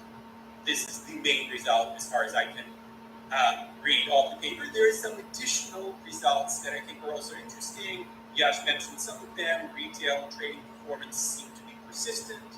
Some retail traders are better traders than other retail traders. They also recently started looking into what determines the choice of marketable versus limit order by retail investors. There are a couple of interesting things there that I'm hoping to get to.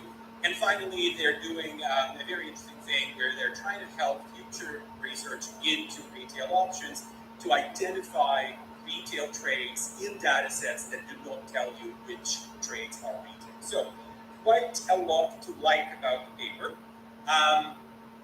I wanted to show you a picture that is hopefully worth 1,000 words, that basically describes the main result. So if you come to the options market, what you will see is that the advertised liquidity price is 3.62%.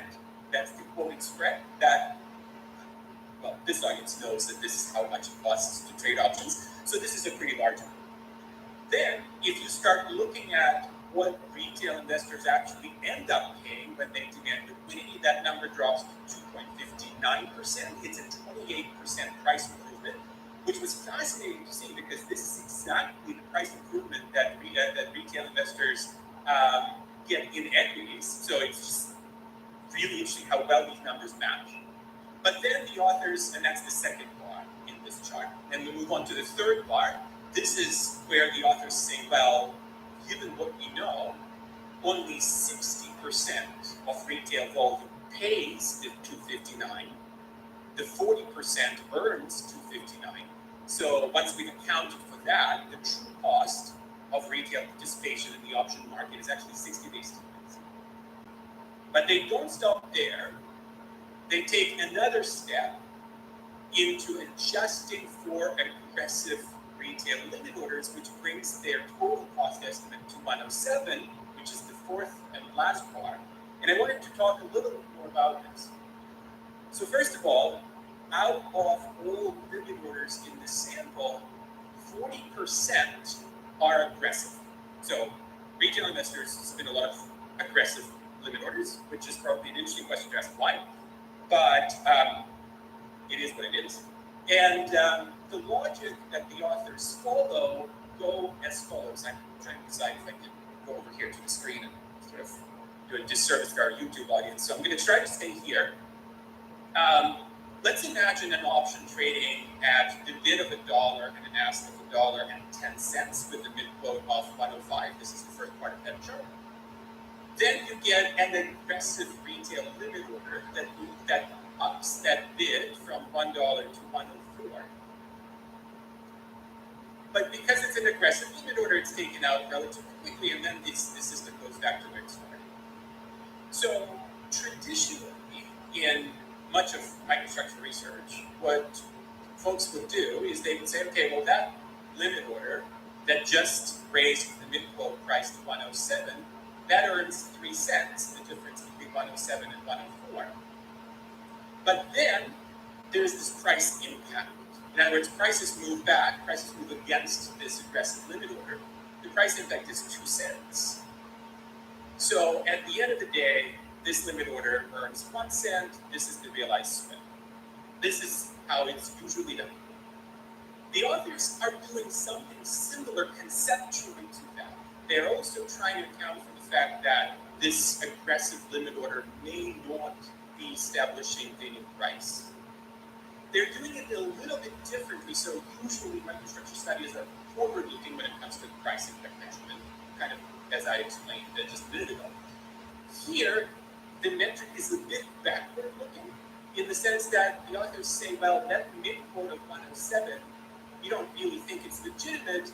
The real mid-quote is based on the second best bid quote, which in this case is $1. So the real mid-quote is 105, which, if you think about it, gives you exactly the same result once you account for that as I just gave you with the realized spread, just with a bit of a different way of thinking about it, and of course also backwards looking versus forward. So as I was trying to get my mind around this concept, which to me was relatively new, I thought, the first thought that kept popping, into my mind was, well, what if this retail bid at 104 actually establishes the new price? In other words, what if this is a permanent price?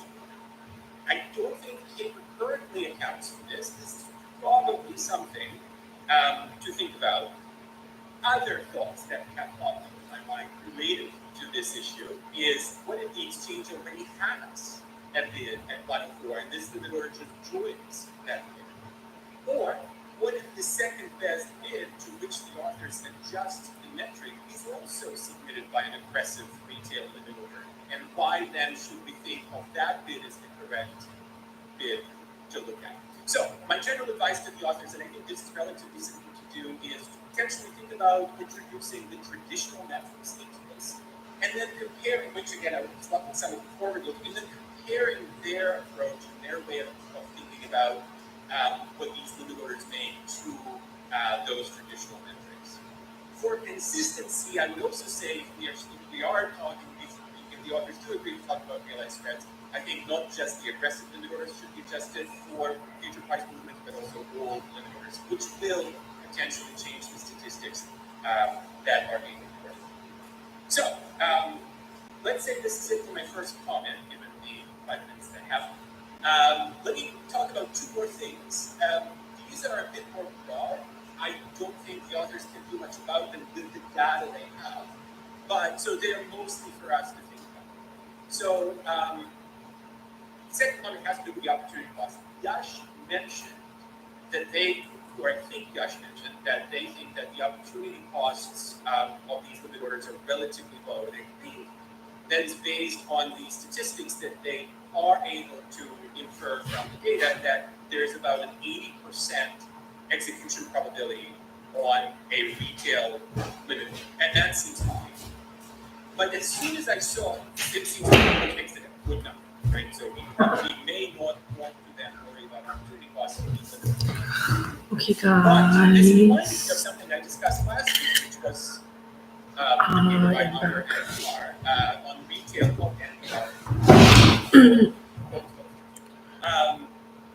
which also finds for zymical and ethical limit orders in equities relatively high execution probabilities of about 80%. But then that paper has deeper data, better data that allows them to actually measure opportunity costs. They show that even with that high execution probability, retail limit orders and equities incur such sizable opportunity costs that they make for the ethical and technical limit orders the benefit of making the spread as a limit order trading. And again, this is not something the authors of this but for us as a group, there's probably a reason to keep thinking about this issue when it comes to retail adoption. My third comment extends on 2 slides, so I'm hoping that I'll have time. Is about the data set itself. So the data set is really nice in the sense that we don't often get to see individual retail accounts. But the data set is also small. I think the authors, in the sense that it covers a relatively small portion of the retail universe, if you will, the authors are doing a great job at acknowledging this. I think maybe there is a little bit more that can be done to educate the reader about how to think of the results that we're seeing here. So I did some background calculations of my own. And if I'm right, and it's not easy to get this sort of data to understand how big a deal this is, if I'm right, the data set covers less than 1% of the entire US investment of retail universe. Now this may not be a bad thing, right? We want to learn about retail investors of all types, no matter how small the data set is. The authors are doing a great job showing that the retail traders in their data trade with 40% limit orders, and then use Rule 606 data to back out the limit order usage by your typical retail investor in the US, which is also 40%, which is fantastic. They also show that in their sample, about 1/3 of what retail investors do as limit orders, you can back out a similar statistic from 606 or from consolidated volume data as well. So that is good too. The authors and I have a bit of a disagreement as to what really matters here, given that we are measuring trading costs, which are per contract. I think if we are doing it this way, we need to be dividing contracts by shares, in which case it's not 33% on one, but let's just say this is between me and them. So in that sense, this is a data set that is actually representative of your typical retail investor. But then there's this one aspect that I was struggling with, and I'm not 100% sure how to think about it, so let me just tell you how I think about it, and then we'll see.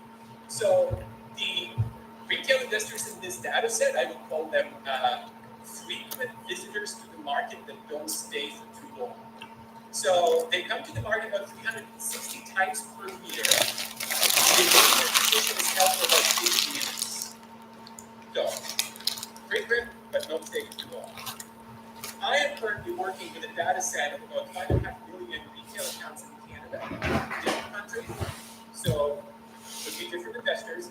Those folks come to the market about 13 times per year, so a lot less frequently, and they stay in the sense that they hold their positions for a lot longer than 50 minutes. So the question then is, are we dealing here with investors who have a lot more care about the market, who monitor prices a lot more carefully than your typical retail investor, because they're not in these positions for too long, so they could actually be watching the prices, which is something that we haven't seen in earlier retail samples. Think back to Willem's study. One of his main points, I think, is that retail investors don't actually monitor prices when they trade through indicators. I think here, like, it also is interesting to think about liquidity provision as one of their motivations, even not the direct motivation, because if I'm trading through limit orders, I'm keeping my positions for a period of time. But if I'm trying to beat the market. This is the last thing I'm hoping to say, the tests that Yash didn't mention